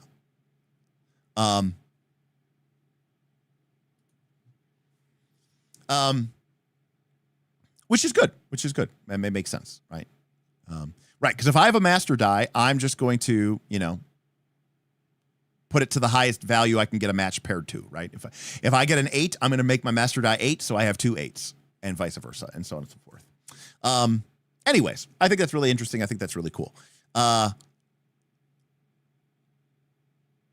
Yeah, there you go. Boyko says you can almost guarantee a decapitation with a high-level fighter. You know what? I guess respect then. But I don't really care about personal combat at that level of granularity. It's just not something I'm really concerned about. And like the idea of like my character taking like 3 points of damage to my chest is just not something I personally ever fuck with. Now, if it's a mech or a ship, I think it's cool. Now, the dice system on its whole, I don't know. I mean, it's pretty complex. There's a lot of moving parts with the master die and the expert die and the rolling sets and, you know, then the opposed roll, which introduces the gobble dice. And so, like, there's a lot of stuff at work there. And I feel like this game might have the same problem as I had with Genesis and Legend of the Five Rings. Now, Legend of the Five Rings, thank God, did not use opposed die rolls. So at least it had that. And neither did Genesis system. So cool. But the problem with Legend of the Five Rings is that Legend of the Five Rings was an amazing system where you would roll the dice. You had all these cool different levers for skill versus ability and how you could use your techniques and your void points. And it was really cool for resolving one-off rolls. And we would make these really big rolls, and we could do a tremendous amount of storytelling by looking at the dice and sort of interpreting the dice. That's one of the cool things about Genesis, and that's one of the cool things about Legend of the Five Rings, which is sort of like Genesis Light. And that was awesome for, like, for example, we represented, I mean, it's Legend of the Five Rings, so you'll have to give us some leeway here.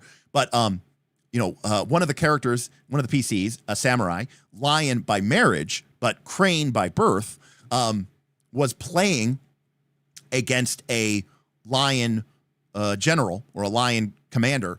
And, you know, there was a lot of nuance and subtext to this game of Go, which is that, like, he was showing off how, you know, prowess, but he didn't want to insult the lion so bad that that the lion would get upset and challenge him to a duel, because that wouldn't help anybody. But he didn't want to lose either. So he wanted to win, but make it look close. But he also wanted to be good enough so that the people who are really good would know that he was sort of not trying to beat this guy as badly as he could. And we got to resolve all of that with a single die roll. And that was awesome, because we were able to just milk a tremendous amount of storytelling and sort of fictional narrative out of one die roll.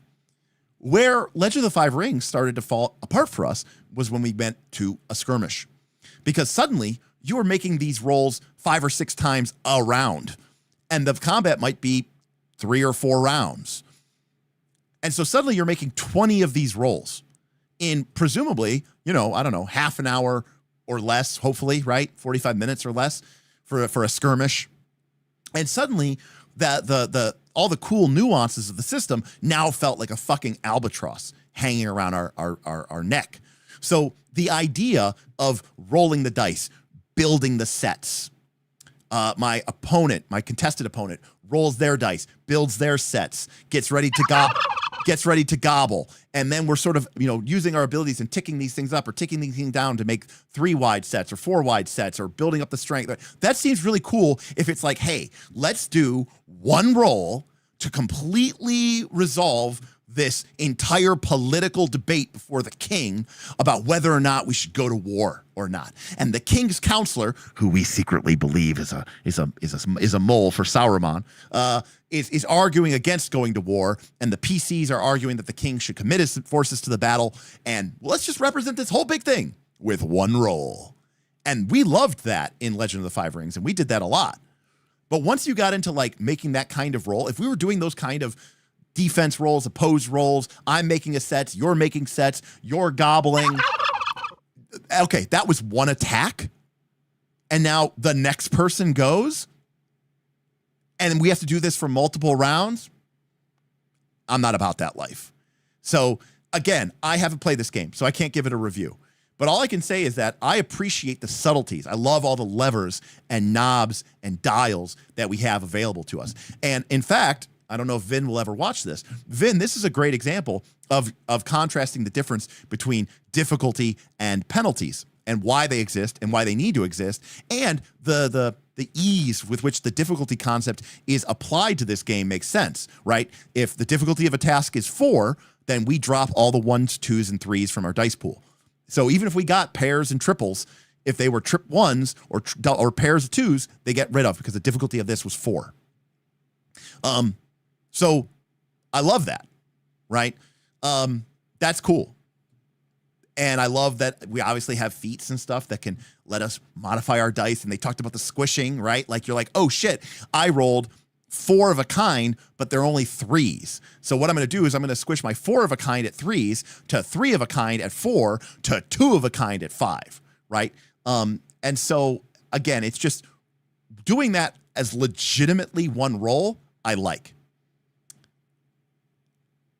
Doing it any other way is going to be pretty tough for me.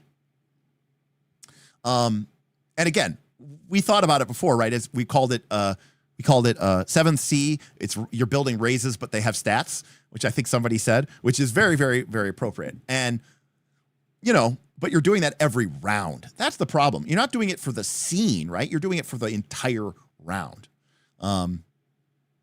Right. That makes sense. You all roll at the same time. You resolve according to the width of your set. So it's very 7C coded in that way.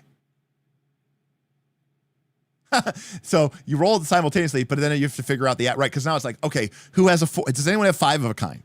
Does anyone have 4 of a kind? Does anyone have 3 of a kind? Oh, you have 5 of a kind? Okay, you can go first. Now, again, I that's kind of cool. I wouldn't mind doing that, once.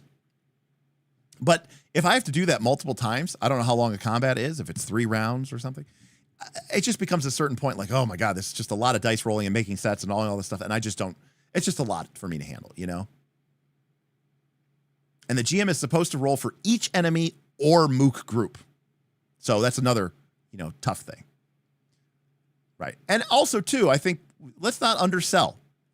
It can be a lot of work for people to put these sets together.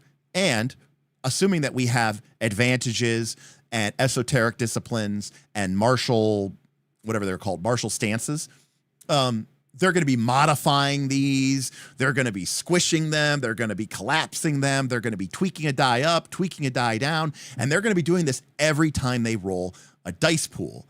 Now, again, if that dice pool represents the entirety of a battle, if that one dice pool represents the entirety of your attempt to seduce the princess, right? That's fine. And I think that adding those little moments is fine. We're investing, because if we end up investing 5 minutes just into building and resolving a dice pool, but that one roll represents a major scene component, that's awesome. That's when Legend of the Five Rings is great. That's when Genesis is great. Right. But if it's just an attack roll, like, okay, I'm gonna shit on a game that I like. Okay. Forbidden Lands. Every attack roll is you get a dice pool together. Okay. You get your base attribute dice, you get your skill dice, then you get your gear dice. Then you apply any talents to make your dice pool different. Then you roll that entire dice pool. Now, after you've done rolling that entire dice pool, you have to decide if you want to push or not, because only 6s are successes. So then, after you generate your number of 6s, whether you pushed or not, you now have a certain number of 6s. That's how much damage you do, plus a bonus for whatever your weapon is. Like you might have a 2-handed sword that does plus 2 damage. You rolled 3 successes, so you did 5 damage. Now, the defender, okay, can if they choose to evade or parry, guess what? They make a dice roll, same thing. And then they can, for each 6 that they get, they can take 1 6 out of your pool. Okay, so I dodge. I get 3 successes. I reduce your pool from 5 to 2. Okay, so now you're only doing 2 damage. Now you hit me for 2 damage. Now I roll my armor, which, yes, in this game is a dice pool. So my armor might be a 12 dice pool. I roll 12 dice. Every 6 I get takes a point of damage off from your attack. So now, okay, I roll 12 dice, I get 2 6s, and I've reduced your damage to 0. So we've just rolled all those dice.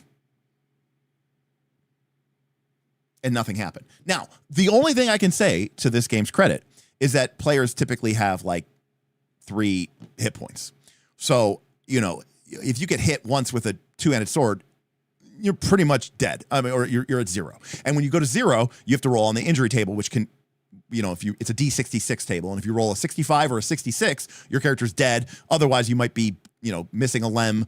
Your guts are split out and you're not dead, but you're dying. You might be permanently lose a finger, or, your knee might be decrepitated. Anyway, point is, at least it's quick.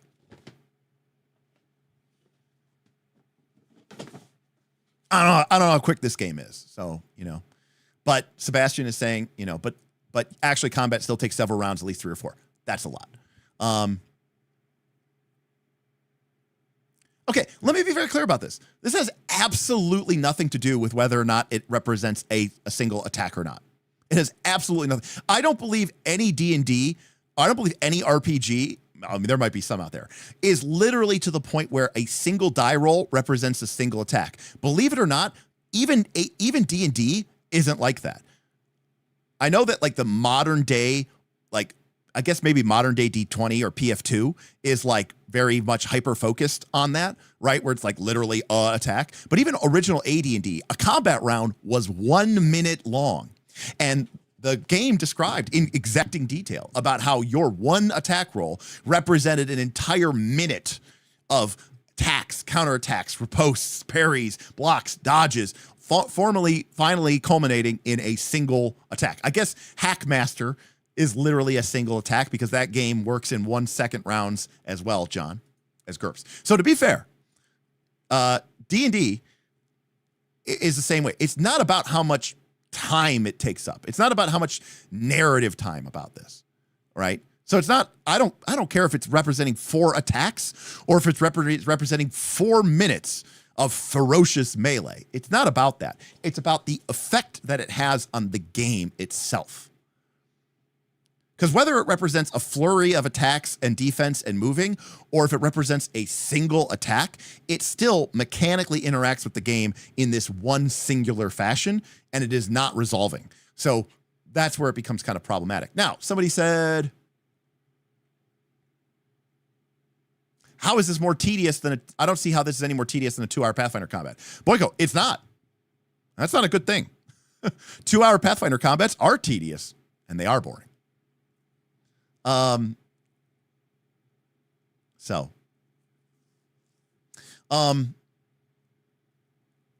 other thing, which is kind of true, is that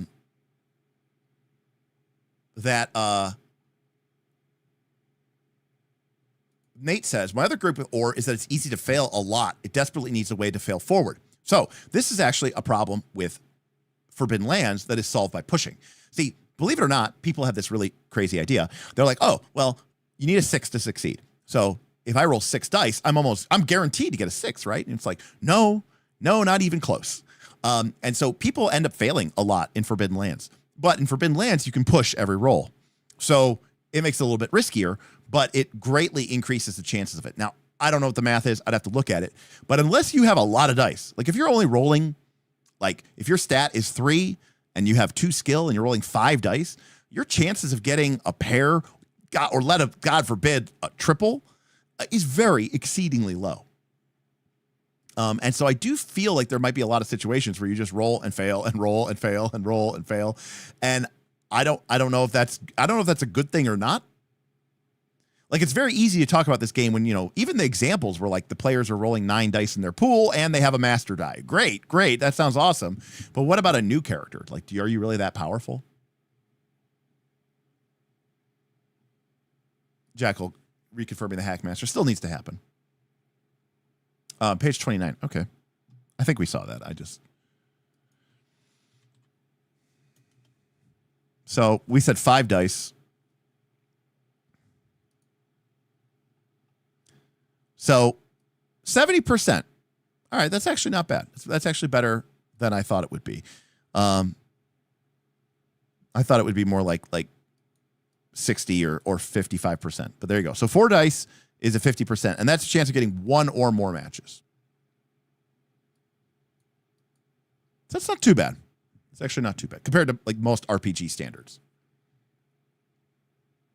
Now, of course, remember, though, that assumes no difficulty, And that also assumes that this is not an opposed roll, because if it's an opposed roll, they're going to generate gobble dice, and all they have to do is gobble one of your dice, and now your set is broken. Does this assume a default of 3 though? This table, I don't think it does. Let me see here.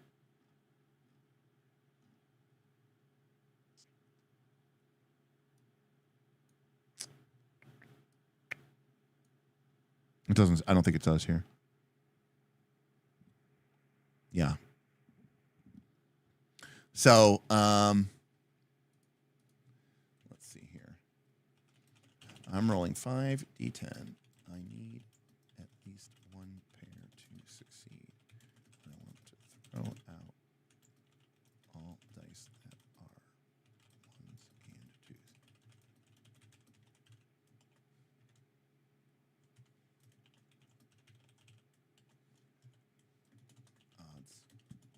All right, I asked ChatGPT. Let's see if it can figure it out. I said, I'm rolling 5d10. I need at least 1 pair or better to succeed, but I want to throw out all dice that are 1s and 2s, even if they match odds. And it's calculating it.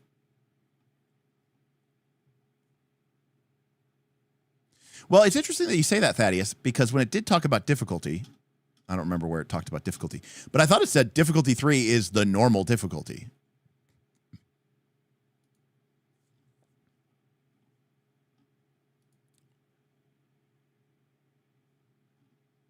So, according to this, if you did have difficulty 3 and you were rolling 5 dice, it would reduce the percent chance to 56% from 70%. So, what if it gets tricky?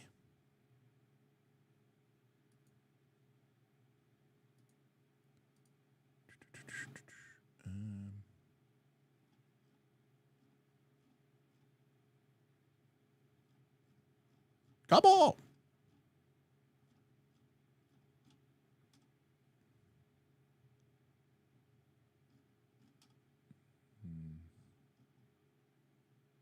I don't remember where it talked about that. I mean, this is the rules for how difficulty works, but I don't remember where they talked about it. Oh, here it goes. Difficulty 3 is pretty typical.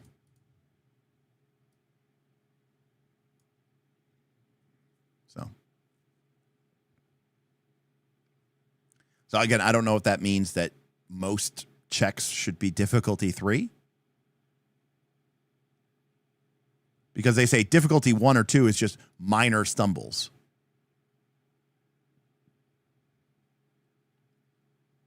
So I guess I'm just trying to imagine a situation where difficulty wouldn't apply. Because they're saying that basically difficulty 1, I mean, difficulty 1 is the same thing as just saying difficulty nothing, right? Every task has a difficulty, right? It's just, it starts at 1 is a way to think about it. Or basically, if it's difficulty 0, right, we don't need to roll. And if it's difficulty 10 or 11, we don't need to roll because we know it's failure. Anything in between, right, we have this gradient. So, I don't know. It's kind of difficult to tell from this table whether or not we should be applying difficulty on every roll or not. Because I'm assuming that every task has an inherent level of difficulty. Otherwise, why are we rolling the dice, right?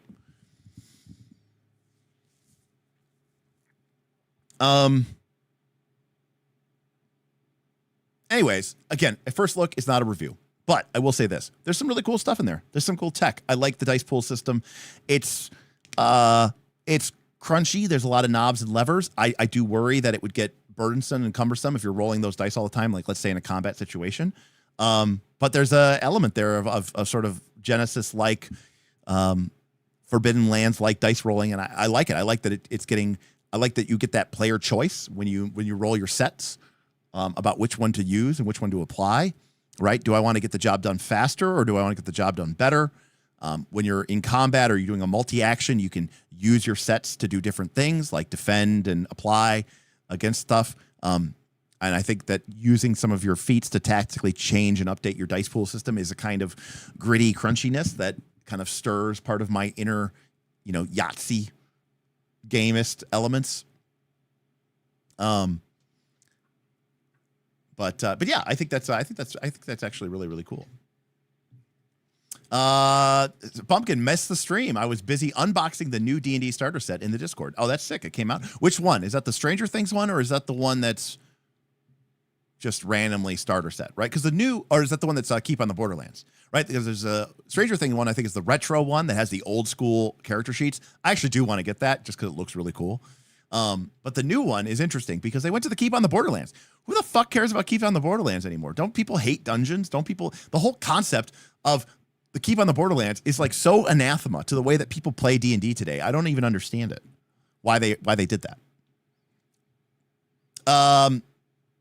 Edward, coming back to his requested, what will be the goal reward of the ship portion of Dragontide be? Well, Edward, in short, exploration and gaining resources for your character.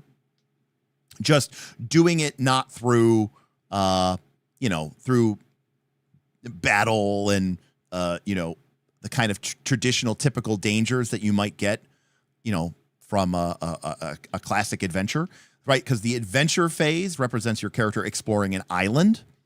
The town phase represents your character working and doing stuff in town. The sea voyage phase or the ship exploration phase would basically be like on your boat. And so it would be like exploring, instead of the island and the town, it's exploring the seas itself. Finding little treasures, navigation, dealing with weather and the wind and, more traditional sailing. This is where Derek's nerdy. Derek loves sailing. Derek loves sailboats. Comes in, and it's like more of like sort of challenging you to manage and master the waves and not just turning the boat into, like a lot of games that like quote unquote feature a boat basically just mean like, hey, now I get to use my boat combat map and we get to have combats on the boat, right? That's what most people mean when they say a ship game. And that's not what I mean. I mean, like, I want a game selfishly that sort of challenges people to kind of sail well and maybe sneaky in like some sailing tactics and strategies and navigational plays and sort of like learning how to make use of the currents and the waves and the wind, and locate and find cool new finds and new treasures and new islands, or potentially even like, sailing your loaded merchant vessel across a hostile sea to, some foreign port where you can make a great deal of wealth. I should probably get it just to do a review. It's kind of tough because I don't do PDFs, right? So I guess I'd have to go with like a top mounted. I'd have to go with a top mounted camera, which I could totally do because I have those new cameras that are much lighter. Interesting. Maybe I should. Did you do like an unboxing in like a post? I don't know, an unboxing by post. Even has random encounter tables. That's awesome. A- for new players, B+ for experienced players. All right. I do have with you can fix the issues I do have with it if you know your RPG tech. It is sold out on D&D Beyond. How can something be sold out on D&D Beyond? Isn't D&D Beyond digital?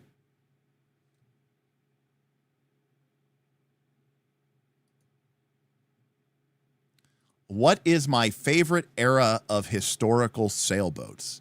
That's probably like pre-Age of Sail. So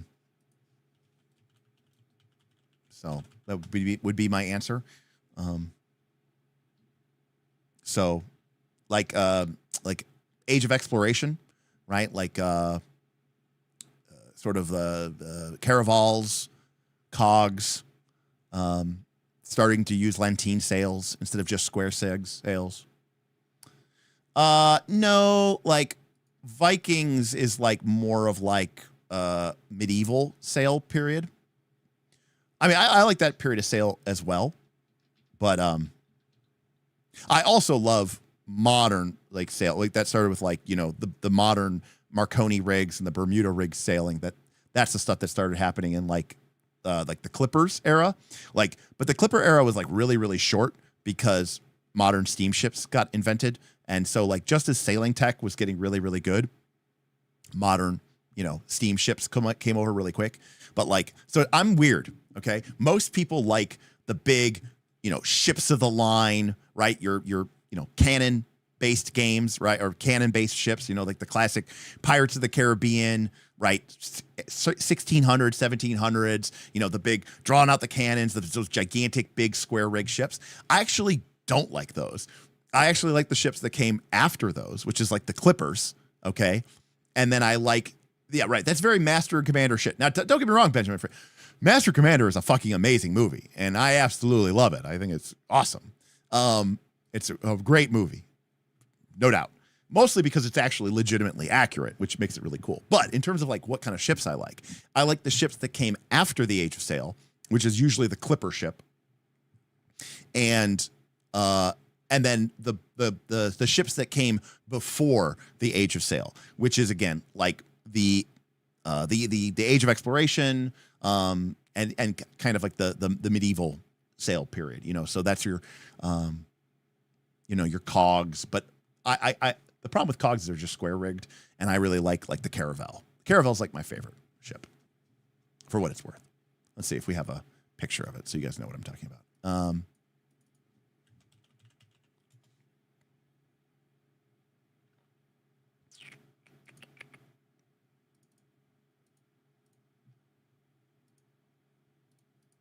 So this is traditionally a Portuguese or Spanish ship.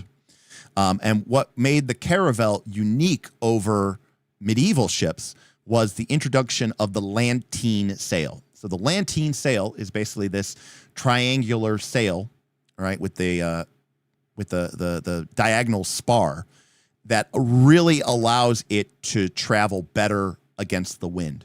See, traditional medieval cogs only had square rigged sails, and square rigged sails basically can just go downwind. They can tack a little bit, but not much.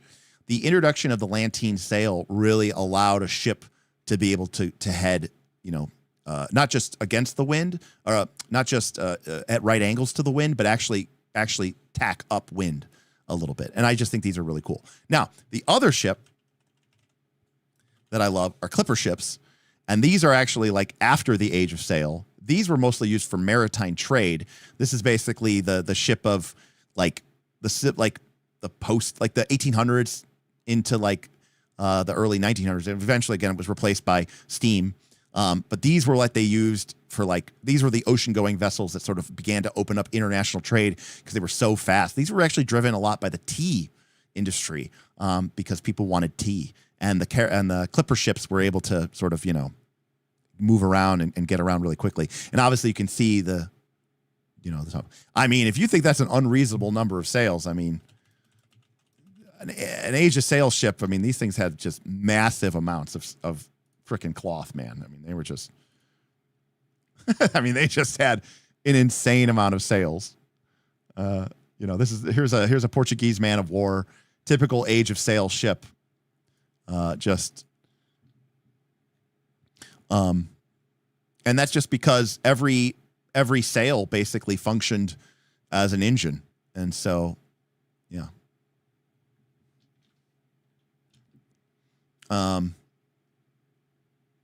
Anyways, I think they're really, really cool.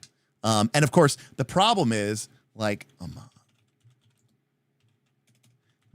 modern racing sailboats aren't even, in my opinion, even sailboats anymore. I mean, I get it. They're cool, but they don't even use sails anymore. They use carbon fiber wings, and they're not really sails. And, they've got they're hydrofoiling, and they come out of the water, and they're not even in the water. And they're these just weird catamaran things. So yeah, I think this is terrible too. So, correct. It's just no, they're way worse than catamarans though, because they're completely off the kilter. Like I said, they don't even have sails. They are rigid wings.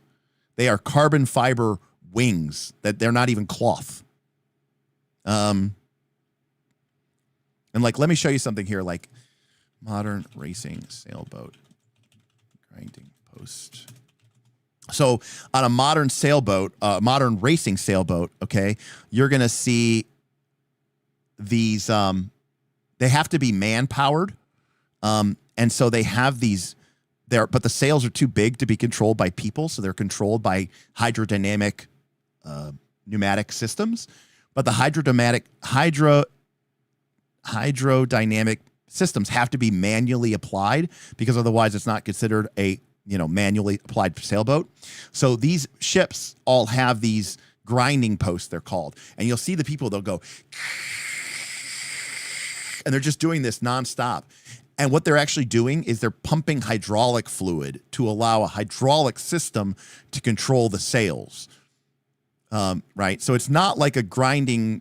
When you think of a grinder in a traditional boat, you're thinking of a windlass or a winch. But these are actually like they're basically pumping hydraulic fluid so that they can control it. It's terrible. It's just terrible. Anyways. Yeah. So coffee grinder. So I'm just trying to see if we can find a good picture of one. So here's a coffee grinder. So this position here, all this, you're like, well, there's no ropes attached to this, right? There's no ropes attached to this. So all they're doing when they're doing this is they are building up pressure in a hydraulic system that the ship can then use to, change. Now that's in like the most modern of modern racing ships, right? Now that is different from a winch, right? So that's different from this. This is actually a winch. This provides mechanical leverage so that you can actually, that rope is connected, which is called a line. You never call a rope on a ship. It's called a line. That line is attached to a sail. And in order to move that sail under immense pressure, because there's a lot of wind blowing onto that sail, you need mechanical advantage. And that's what the winch allows you to do. The wraps allow you to gain mechanical advantage. And then the handle allows you to then extend that lever arm so that you can then get an even bigger mechanical advantage so that you can actually, raise and lower your sails under incredible loads and incredible tensions. Anyways, that's the kind of stuff I want to get into with my game. So, well, to be fair, I mean, thanks, I had it. So yeah, it's basically a wing. I mean, to be fair, all sails are wings on their side. But these are literally wings. I mean, they really look like,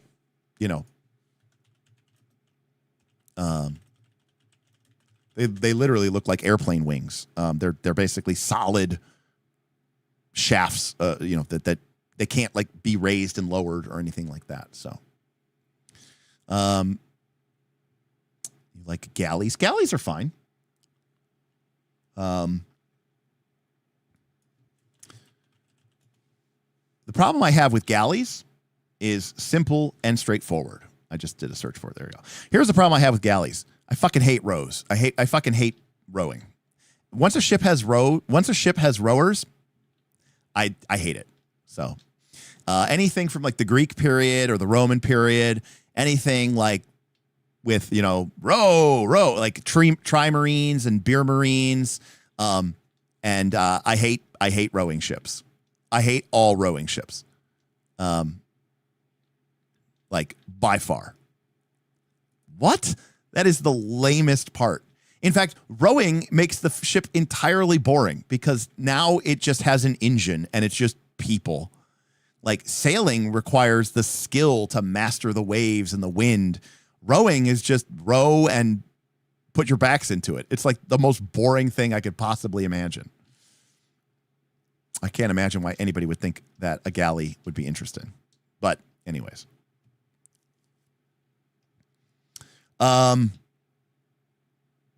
So yeah. Good stuff. What shocker. Beowulf likes something that's terrible. All right. Well, so my final take on Reign is there's a lot of interesting stuff there, and I like the way that it's designed modularly. And I do worry about the thing getting a little bit cumbersome in combat, the roll engine, and of course it's got hit locations and all that stuff that I don't really care about. But I love its focus on domain management. I think trying to run that game would be way more successful at running Birthright than trying to run Birthright in AD&D 2nd edition. I'll tell you that. I do like that. The characters don't seem like they're super powered. It's levelless. It's classless. So that's pretty cool.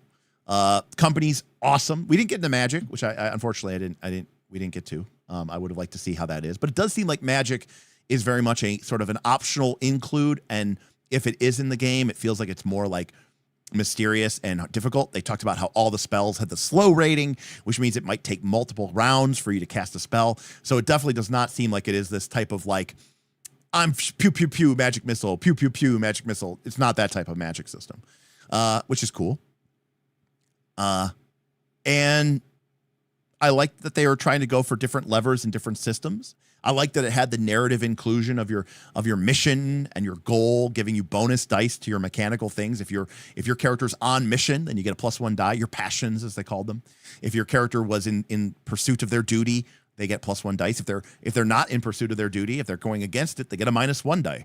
So having those kind of narrative mechanical interfaces with the game, I think is really neat, to the point where the game said, you don't have to include these if you don't want to. I do like a good abstracted wealth system. Yeah. I mean, all in all, I think it's really cool. I still personally, because I like fantasy, right?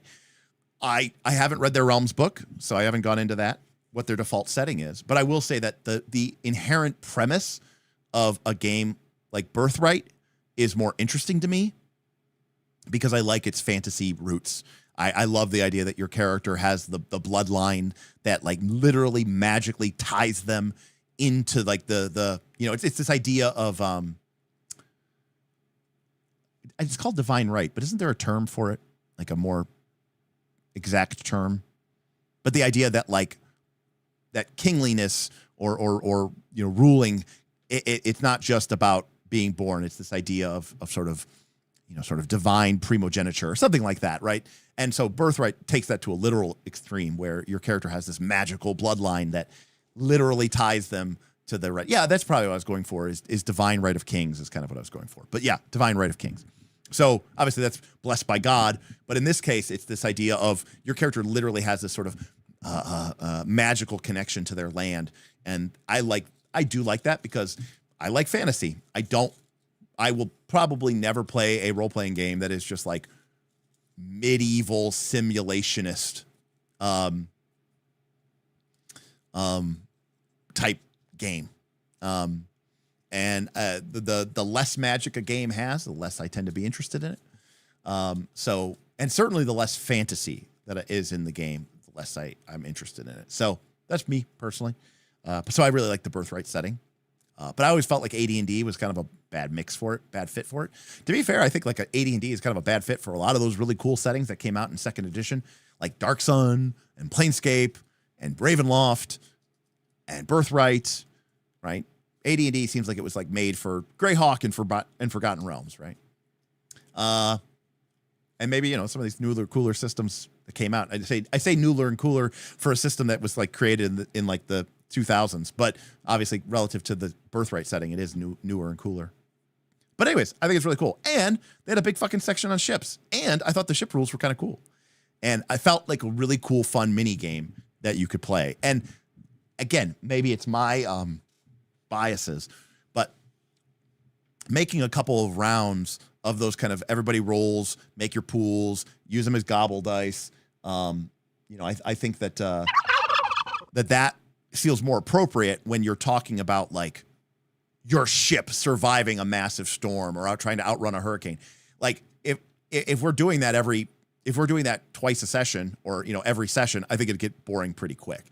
So it's not a mini game that I would expect to be playing often. But if we are doing that mini game, I think investing that kind of time and rolling could be really neat because it's just like, oh, am I going to get hit for 2 damage in the arm?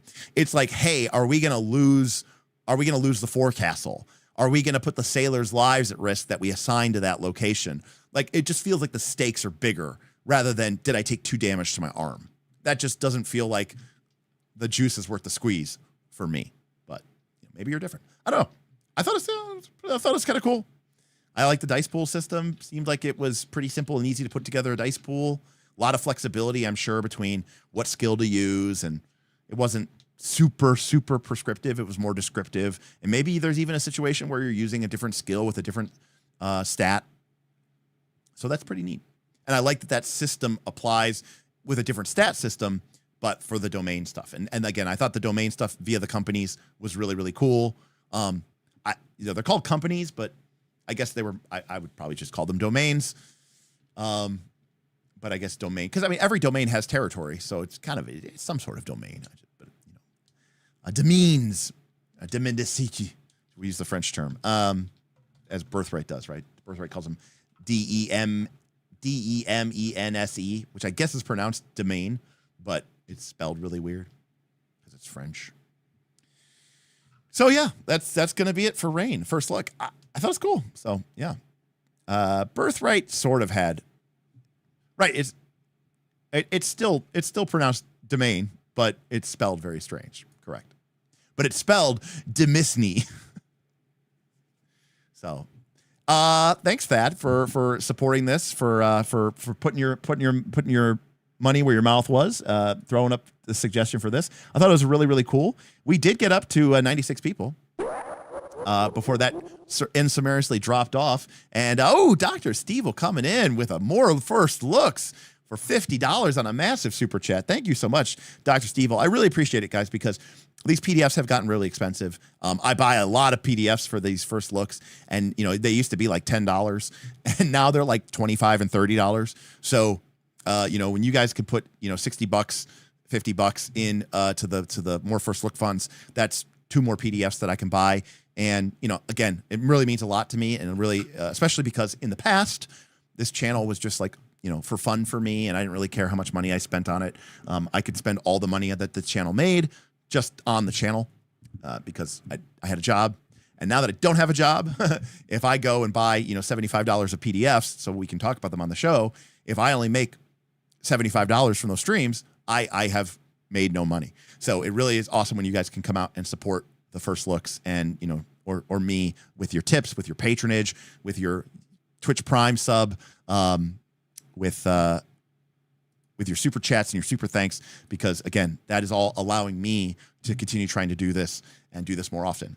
If you're a fan of the Knights, which I hope you are, you know that I already put more content out there than probably, I don't know, the next 10 YouTube TTRPGers that you watch, or TTRPG YouTubers that you watch. It's not uncommon for me to put out, 10 or more hours of content a week. It's sometimes 15, it's sometimes 20.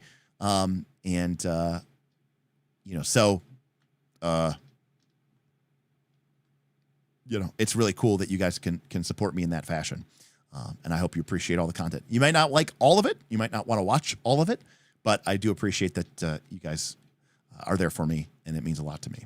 That I did not beat Vegas Beowulf. Not even close. Domain is French, is spelled domain. So then what the fuck is domains? Where's that from?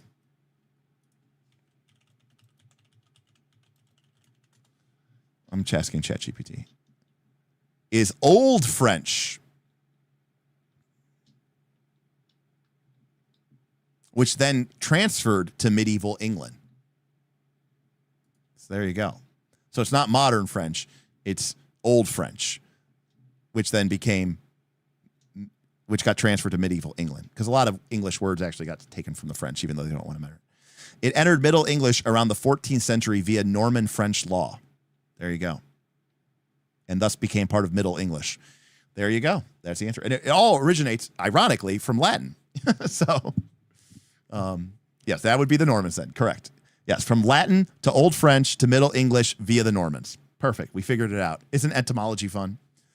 And with that thrilling discussion of etymology, we are going to go ahead and end this stream. Thursday is, I don't know, it might be another weird time of the stream. I might actually stream during the day on Thursday because I have to take my roommate, Amanda, to the airport.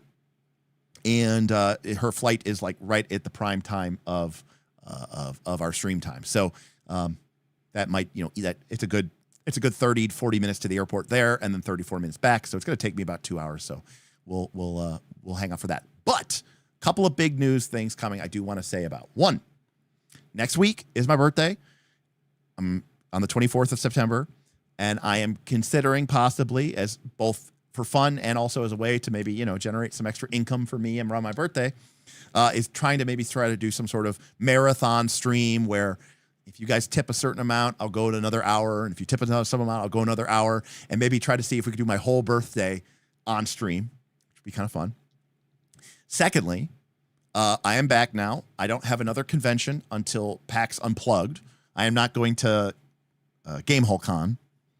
So PAX Unplugged isn't until November. So I'll be home for about 10 or 11 weeks. I'm going to use that time as much as I can to try to get a ton of stuff done here.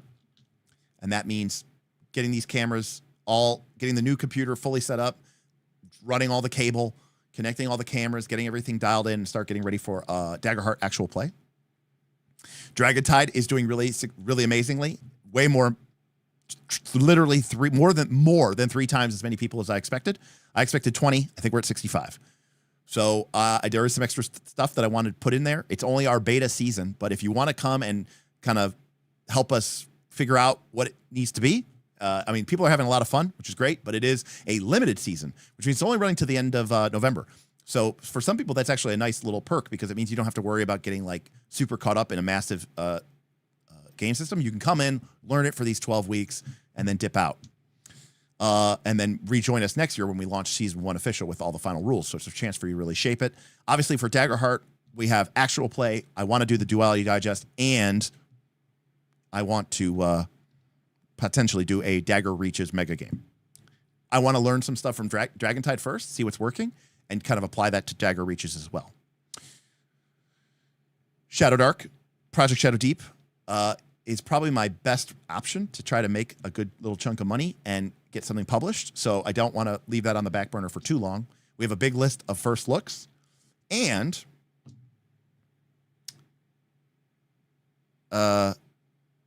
lastly, I will say that I have been talking with people, trying to figure out some options for things for the Patreon and how to sort of go in maybe some different directions. So I'm hoping that maybe later this year, maybe starting in 2026, we might be restructuring the way that we kind of do some of the stuff here and try to figure out some new ways to bring in some content.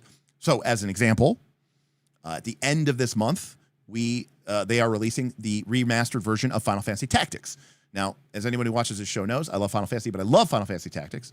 And in fact, we even covered the Final Fantasy Tactics strategy guide once when we did all books ranked. And I really want to play Final Fantasy Tactics. I also want to really play Final Fantasy 1. Bob has been doing some streams over on Twitch, and we've been getting about 10 or 11 viewers. It's unclear how many of those are bots. Now, is that because nobody wants to watch Bob or us play video games, or is it because nobody wants to watch Bob play Baldur's Gate 3? I don't know. But I am going to try a little bit and play some Final Fantasy Tactics because I don't really play video games anymore. It's a game I'm really excited about. They were hyping it up at PAX West. Yoshi P was there. The whole Square Enix team was there. I didn't get to go to any of their conferences, but there were people talking about it. And it was kind of a fun hype.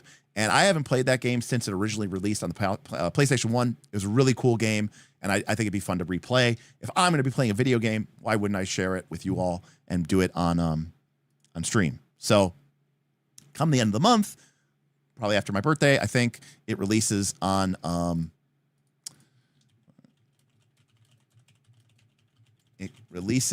September 30th.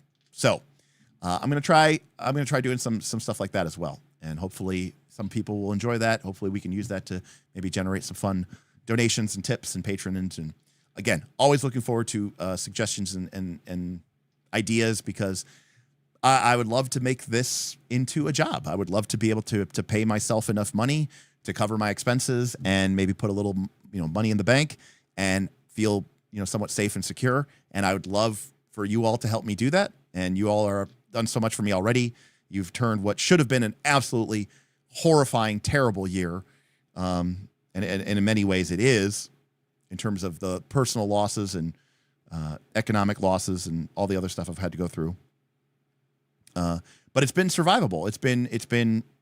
It's even been almost fun in some ways because you all have afforded me this opportunity to actually try to, make talking and hyping up TTRPGs and playing them and stuff like that and talking about them with really passionate people, not only fun, but you've also made it something that it can support me. And that means a lot to me. So lastly, unrelated, but now that this convention season is mostly over and done with, I'm getting pretty serious. I was already building up to it, but I'm going to get pretty serious about hitting the gym every day. I have the advantage that this lifestyle affords me, that you all afforded me to do. And last time when I started working again, I said, boy, if I ever get that opportunity again, I'm not squandering it. And last time I hiked the Appalachian Trail, which was fantastic for my weight, not so fantastic for my feet. I got really bad plantar fasciitis. And I really stopped exercising for a long time after that, gained a lot of weight, COVID, how it goes. And I've managed to drop about 50 pounds since this channel started. So that's why if you go back and look at older videos a couple years ago, much more thicker, heavier. But I probably need to lose another 40 pounds or so. So, bulk up and not get huge, but get healthy. So we did make a channel a long time ago. If people don't know about it, it's called Gym Night with a K, Gym Night. Now, we only have one video posted there, but I'm also thinking of potentially putting some more videos there as well because, I think it's something that I'm going to be passionate about, and I would never want to muck up this channel with it, but I'm going to probably be pretty interested in that too. So role-playing games, my health, my dogs, that's pretty much going to be my focus, and maybe some video games, some old favorites. That's going to be my focus pretty much for the rest of the year. So hopefully you guys can enjoy it, some of it, part of it, all of it, and I look forward to talking to you. We'll be back sometime later this week, not sure when, but you know me. You got to stay subscribed. You got to click that button because sometimes I'll just go randomly live at midnight on a Wednesday because fuck it, we ball. And I am working really hard. I finally got a contact at Gamma. That's the Game and Manufacturers Association. They're the people who put on Origins. I really want to get us a dedicated Knights VIP room at Origins. I want to have sort of a con within a con. Last year we had almost 20 people show up from Knights of the Last Call Patreon.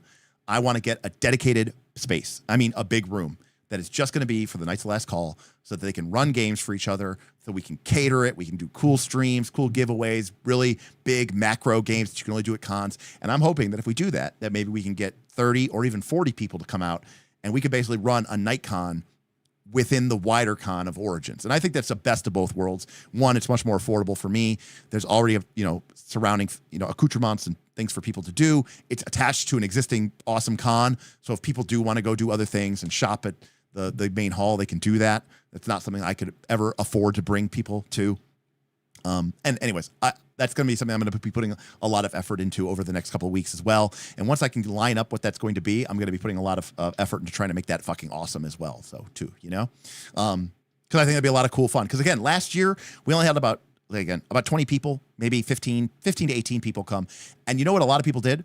They literally didn't do anything but play games with other Knights of the Last Call members. One of our members, Kalana, she didn't even go to the convention hall, like the dealer hall. She just played games with fellow Knights of the Last Call members as both, running games, playing games. We had, Anthony made his own custom pirate version of Dragonbane. It was a blast, and it was awesome to see everybody working together. And a lot of people said this was way more fun than any other convention that they had been to because they already felt comfortable with the people. They weren't just random strangers. Maybe they'd only interacted once or twice on the Discord, but everybody being from Knights meant that there was this base level of, hey, we all think Derek's an idiot, right? And it brought everybody together, and I thought that was really, really fun. So, and it's also a con that because it's in Columbus, I go to it, Bob goes to it. It's much more local for us. It's only 2 hours away for us. So, anyways, I think it'd be awesome, and I'm really going to try to put a lot of effort into making that happen. So, we'll see you next time on Knights of Last Call. Thank you again so much, everybody. I love you so much. Thank you for letting me do this. Peace.